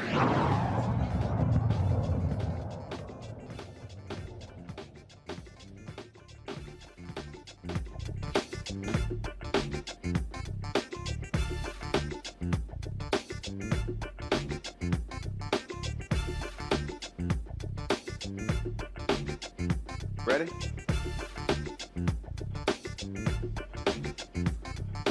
All right, folks, welcome back. Roland Martin Unfiltered on the Black Star Network, live from Texas Southern University in H-Town. Joining us right now, folks, is Beto O'Rouke, who's Democratic nominee for governor of the state of Texas.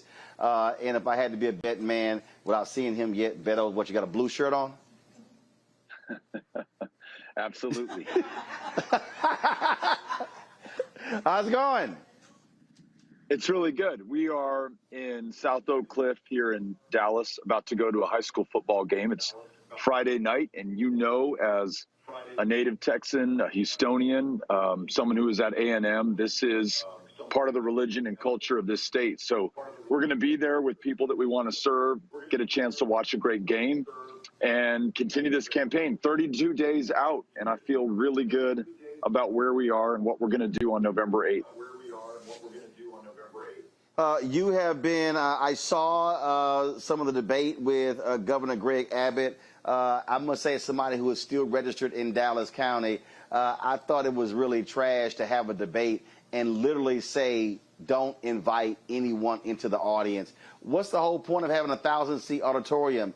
I don't understand. He's been governor for several years. Why are you scared to have people show up at a debate? It just made no sense to me.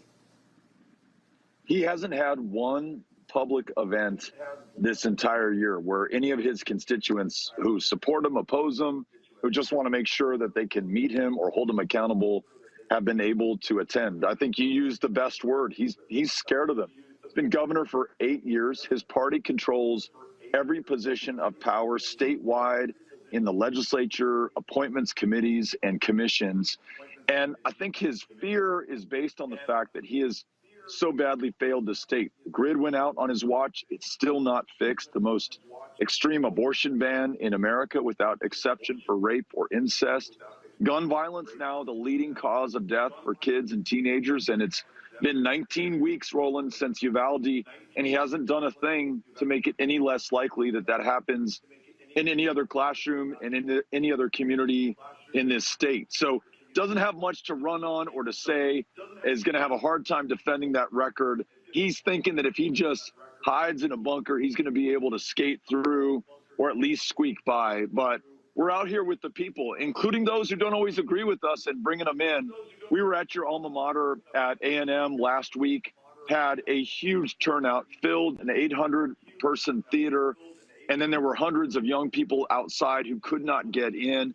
As you probably know, they removed the polling location from A&M because he is so afraid of those students voting in this election.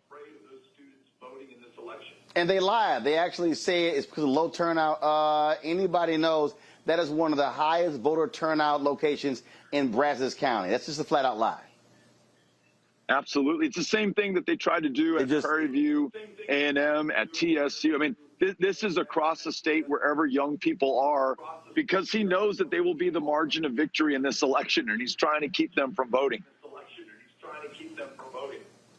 A lot of people criticized you in Uvalde when you challenged him and others at the news conference. Well, today, the entire Uvalde police force of the school district has been suspended. Well, this news, the Uvalde superintendent is announcing his retirement. All of that pressure from parents and others to demand reform is actually happening. And so what you have been advocating is that part of that reform is removing the folks in Austin who also have not responded to the needs of the people to do something about guns in this country and keeping our kids safe. That's right. And, you know, it's interesting, Roland, a couple of weeks ago in answering Gromer Jeffers and Julie Fine's questions on their political television show in Dallas, the governor about Uvalde said there should be accountability up and down the ballot. Now, I think he meant to say something else, but that's what came out. And it could not be more right. That accountability cannot just stop at the school district police force. It has to include the governor. There were 91 Texas Department of Public Safety troopers in that community on the other side of an unlocked door, some there for more than 70 minutes, who never went in, never did their job. And I think there are some token firings here and there, but until we know the full truth, there will not be accountability, there will not be justice, and that's what those parents and families in Uvalde expect. They're fighting for. They deserve it. Our victory will ensure that they get it, in addition to the action that we need to take to reduce the likelihood that that ever happens again to another community in any other part of this state. Look, when you look at the polls, you've closed the gap, but there's still more work to be done there. And the thing that jumps out for me, to be honest, is that there are people in this state who believe, look, at the end of the day, look, Republicans are going to keep controlling this. And so, what are you saying to the people who are doubting that Texas can actually put a Democrat back in the governor's mansion? How do you reach these Republicans, these conservatives in this state who are freezing, some who died when we had the winter storm because of the Texas grid, and then the governor, frankly, allowed those electric companies to keep charging folks high rates, and still the grid has not been fixed? What are you saying to them to get through, folks? I guess using Donald Trump, what he said to black people, what the hell you got to lose? You're absolutely right. You look at the higher utility bills that we are now paying because of Greg Abbott, $45 more per ratepayer on average, the $20 billion increase in property taxes.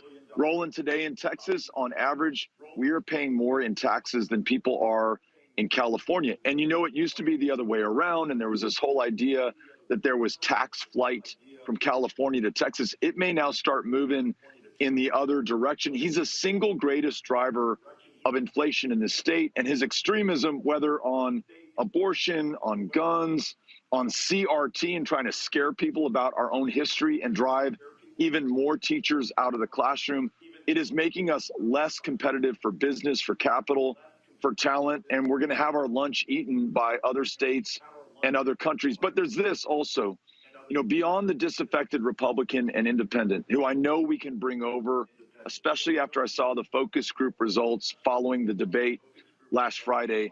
As you know, because you've been very powerful and eloquent on this, there are millions of functionally disenfranchised voters in Texas, more polling places closed in this state than in any other. That 6-hour line that we'll see on Election Day just outside of TSU, it's not just that people are so hungry to vote, it's that the polling places have been closed in other parts of that neighborhood, forcing the indignity upon our fellow Texans of a 6-hour wait. And for everyone who can wait 6 hours to vote, we know there are a lot who are working too hard or raising their kids or taking care of their folks or just say, the hell with that. I'm not doing that in my own democracy. So he is literally, to your point earlier about being scared of his own constituents and voters, he's trying to keep the people out who can spell the end of his career. So my job, to answer your question about these polls in these 32 days, is to use the 95,000 volunteers who signed up in this campaign to be on the doors of those who've been drawn out of this democracy, give them a reason and an opportunity to vote, and make sure that they become the margin of victory when we win this on November 8th. And that will be some pretty powerful, profound, poetic political justice when we do. And it will be those who were not supposed to participate who bring it home at the end of the day. Well, look, a lot of times they'll say, well, as journalists, we cannot get involved in certain things. I tell folks, well, I'm a journalist, but also I own my company, so I can do what the hell I want to do.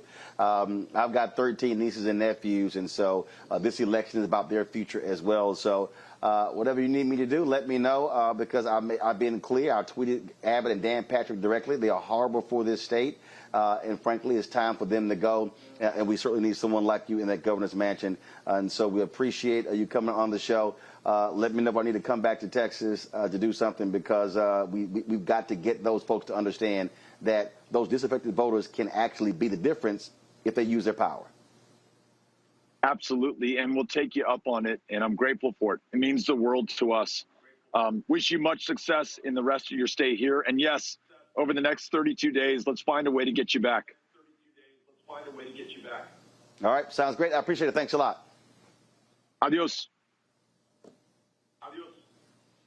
I'm going to now go to Reese Colbert, founder of Black Women Views, Monique Presley, of course, lawyer, also, of course, was a planner of all of this, sending me all these text messages. You got to come. You got to come. Calm down. You got to come. I'm like, Lord, she was like just bugging the hell out of her brother. So we're here. Glad to have both of y'all here. I want to pick up on what the end there.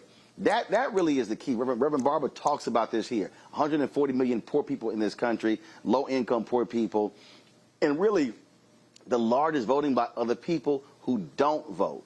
And it's just getting them, Reese, to understand, y'all, you can flip elections. Biden wins Georgia by 11,000 votes. Obama wins North Carolina in 2008 by 14,100 votes. Sherry Beasley loses at the Chief Justice of the Supreme Court in North Carolina in 2020 by 400 votes. Sabrina Fulton, when she ran for commissioner there in the Miami area, lost by less than 200 votes. And so if it's just a matter of getting folks to understand you can do something, but you got to do it. That's the thing. I don't know if it's just on. First, shout out to Monique. Make it make sense. And thank you, Roland, for having me here for 2 days. No, absolutely. You know, I think so much of what we're seeing is people voting defensively when it comes to immigration. You can pay millions of dollars, billions of dollars for these stunts, and people are with it because they feel like immigrants are taking their jobs. Whereas you have somebody like Beto who's running to expand Medicaid. That's something that affects 1.4 million Texans.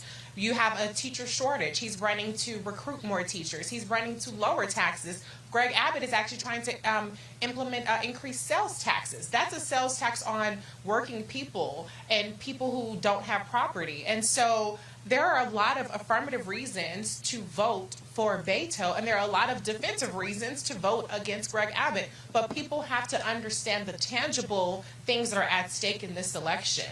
And this might be one of the last times that we even have the ability to influence elections, because if the Republicans have their way, you have the Secretary of State, you have the Attorney General who's running from the people trying to serve subpoenas. Okay, what's that about?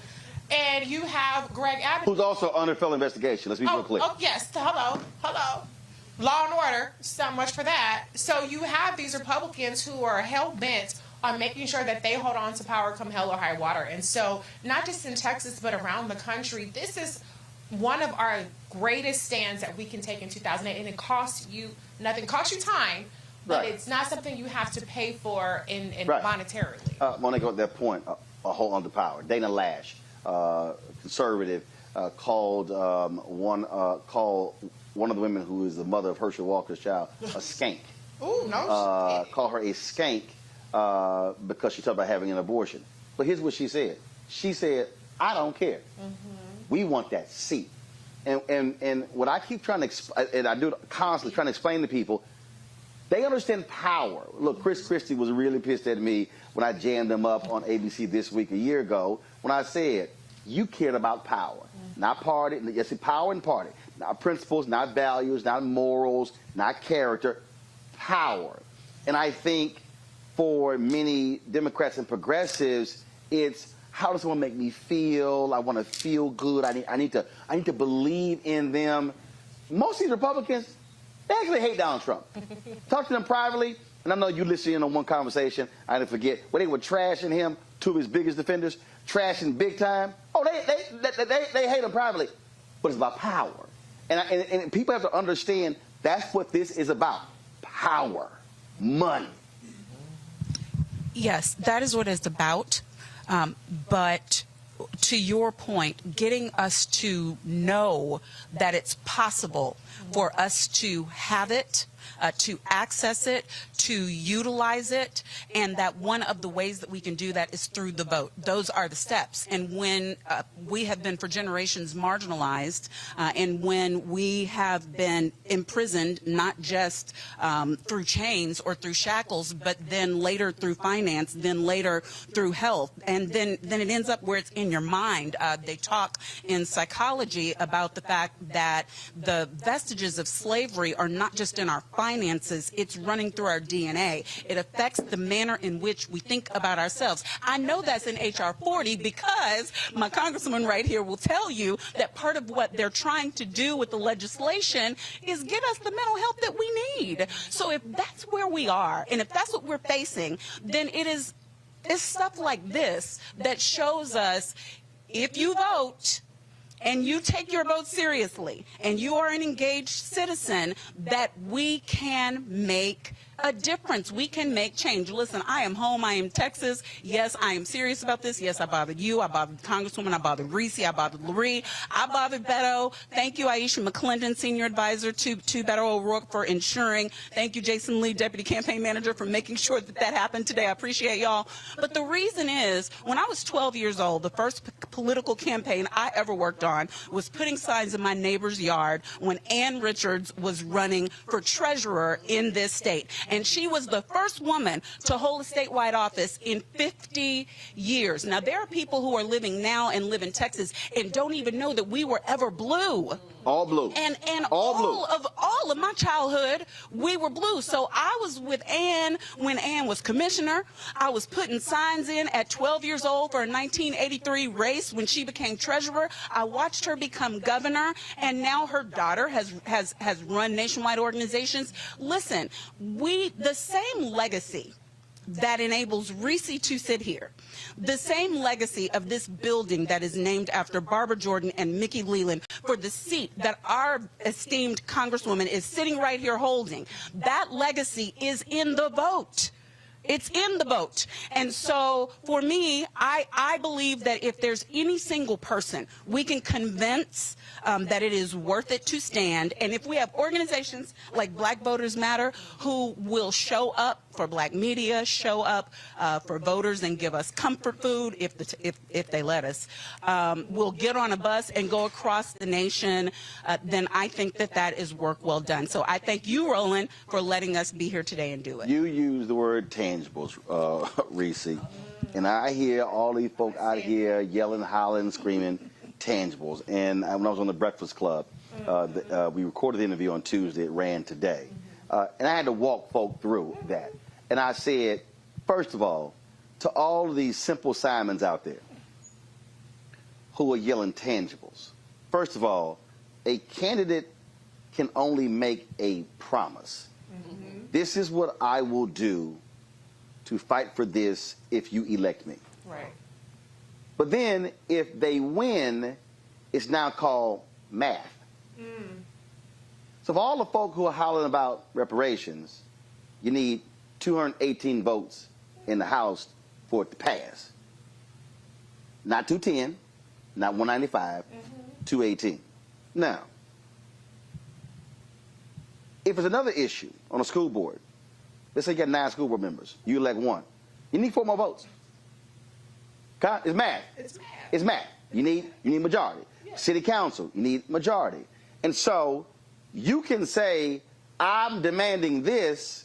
A person can promise it, but they have to first get elected, which means that it's kind of stupid to say, I demand tangibles, but I'm not going to vote. Unless I get tangibles. You can't get it if you don't vote. Right, the math ain't mathing. But then, after the election is over, there's some work that you have to do because they can't do it by themselves. When you have other people, we're seeing it in the United States Senate. People propose like, we need this. It's 50-50. Mm-hmm. One person can go, no, and that's the reality. And so That to me is what is crazy when I hear these people who have no understanding of politics, who just, frankly, they're just whining and complaining. And so I tell people, you want tangibles, you have to ensure the person is elected, which means you kind of got to vote. Absolutely. And, you know, one of the craziest things I hear people say is, we've been giving Democrats our votes all these years. What have we got from Democrats? Okay, but let's talk about your particular state.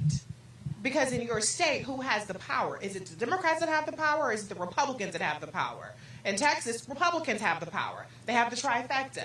Beto would be a defensive mechanism. He would be an offensive mechanism. In Florida, DeSantis is basically an autocrat down there. He has the Supreme Court. He has the legislature. In Georgia, Kemp has the power. Republicans have the power. In Wisconsin, Republicans have the power because they've gerrymandered the thing to hell. And Tony Evers is playing defense on there. In Pennsylvania, Republicans have the power in the legislature, but the Democrat is in the governorship. And Attorney General.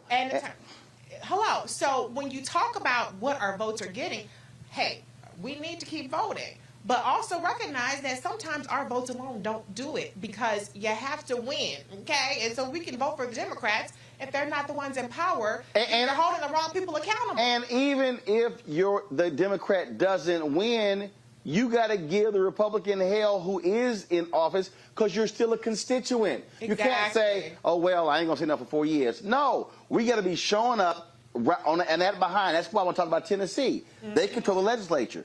Their own committee says Tennessee State has been shorted $500 million.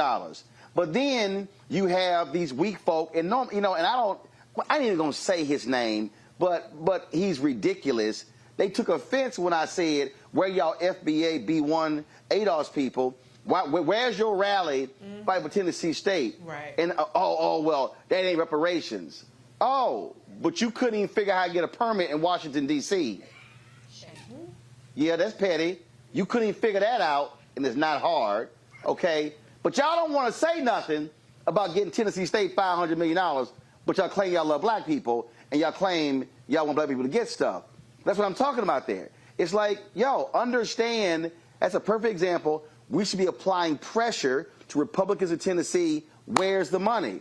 Just like, fools, we applied to Democrats in Maryland. The governor was holding it up, but you had some Republican governor, but you had some Democrats in the legislature who didn't make it a priority. Until the Black Caucus said, you know what, ain't nothing moving till we approve this settlement. That's how the 4 HBCUs got the $577 million settlement. And so it's getting people to understand that even if our person we want not there, you still give them hell.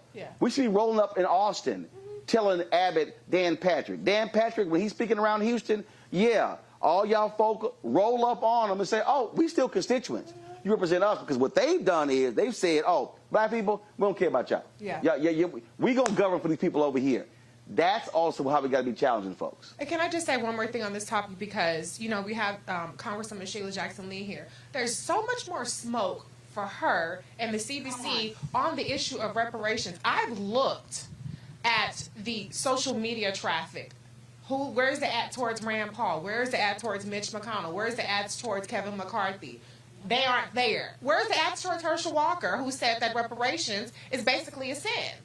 But all these people, we're going to vote for Herschel Walker. Herschel Walker will win. Oh, no, I had one dude who tweeted me. He said, I'm voting for Kemp and Walker until we get reparations. And I went.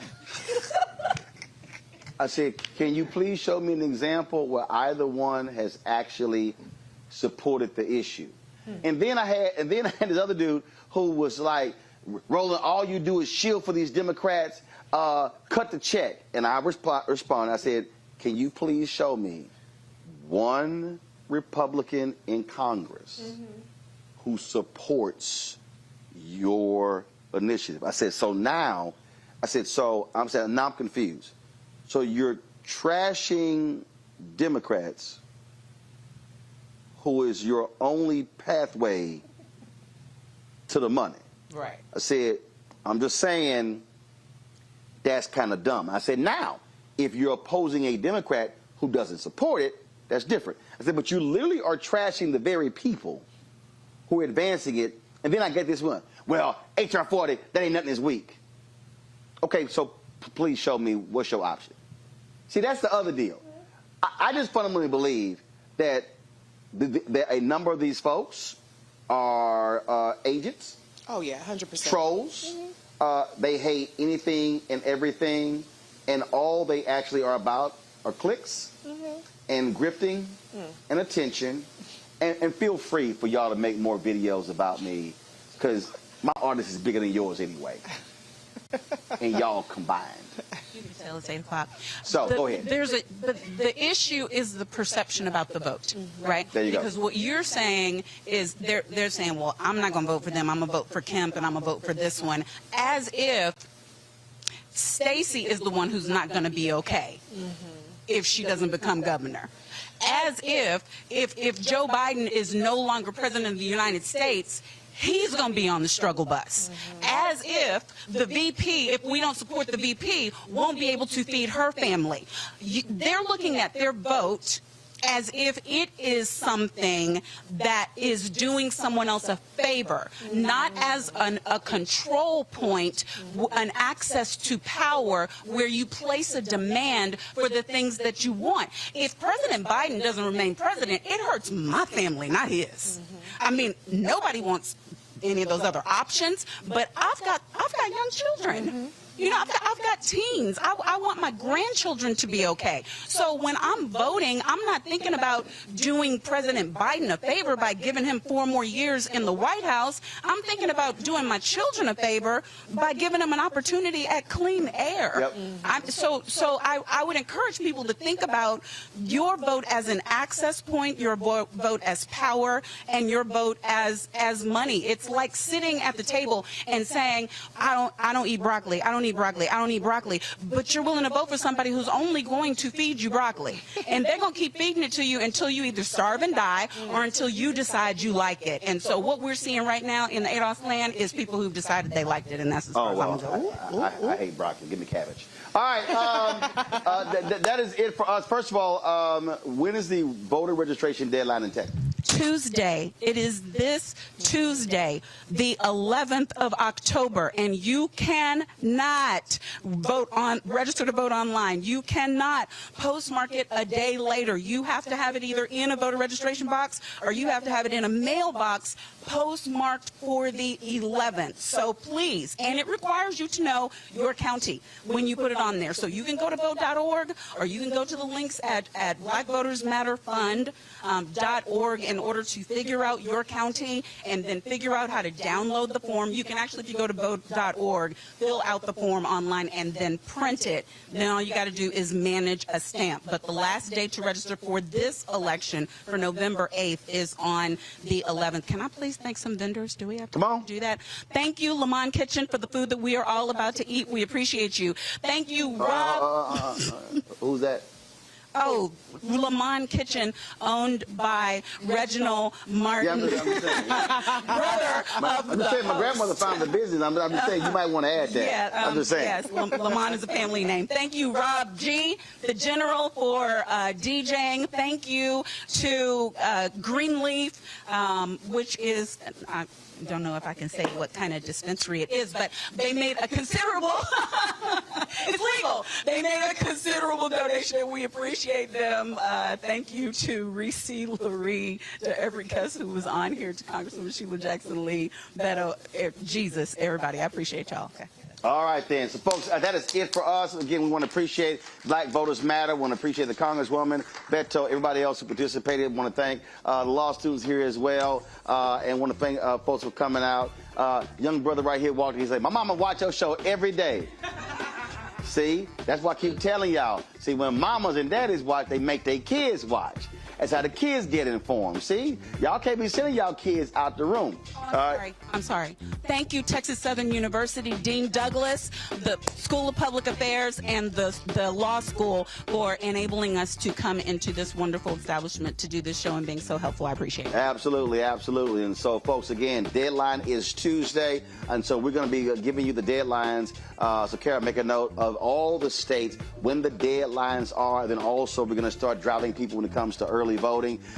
East St. Louis NAACP, I will see y'all on Sunday. I will be there on Sunday speaking at your Freedom Fund banquet, Morehouse. I'll see y'all on Tuesday in Atlanta with my man, my frat brother, Dr. Walter Kimbrough. I'll be back in Georgia for October 17th. That's when early voting begins there for the Abrams campaign and the Warnock campaign. And so, look, we're going to be on the road a whole lot in October. Dates are filling up fast, and I've got, I think Sherry Beasley's folks are trying to get me to go to North Carolina, and so we'll see what happens there. So, folks, again, it's all important. I keep telling y'all, stop listening to folk who are feeding you disinformation and misinformation. We are about facts and truth, and we are about advancing black power. I ain't got a problem saying it, okay? So that's how we do it here. And so please support us in what we do. So first, download the Black Star Network app, okay? Download it on every device that you have: Apple phone, Android phone, Apple TV, Android TV, Roku, Amazon Fire TV, Xbox One, Samsung Smart TV. In about 3 weeks, our 24-hour streaming channel will be live. And Amazon is the first one. They wanted us bad, so we're going to be launching that. And on election night, November 8th, we're going to have a minimum of 6 hours of live coverage that night. So that's what you can do when you own it. So y'all ain't got to waste your time going to CNN, MSNBC. You are guaranteed to see black people on election night on my show. Support our Bring the Funk fan club. Check your money orders. Go to P.O. Box 57196, Washington, D.C., 20037-0196. Cash App, $RM Unfiltered. PayPal is R Martin Unfiltered. Venmo is RM Unfiltered. Zelle is Roland at RolandSMartin.com. Roland at RolandMartinUnfiltered.com. And, of course, you can also get your copy of White Fear, How the Browning of America is Making White Folks Lose Their Minds. Get it on all bookstores, Amazon, Barnes & Noble, Books A Million, Target. Also order from your favorite black bookstore. And, of course, you can also download it on Audible as well. And so if y'all get it, have it with you. You see me in airports like the other day, trust me, I'll go ahead and sign the book while you're there. And let me shout out last night. We were in Swainsboro, Georgia, 2.5 hours from Atlanta. And shout out to Daphne Moses. Daphne was like, she's like, look, I ain't doing no Cash App. I ain't sending no money order. She walked up and gave me her money. And so, Daphne, I appreciate that. Thank you so very much. We end the show every Friday, of course, running a list of names of people who support the show. Thank you so very much. And again, thank the folks at TSU. Always good to be back home here in the Trade 3rd Ward. All right, folks, I will see y'all on Monday. Where will I be? I'll be back in D.C., but I'll see you in Atlanta on Tuesday. We out. Holla!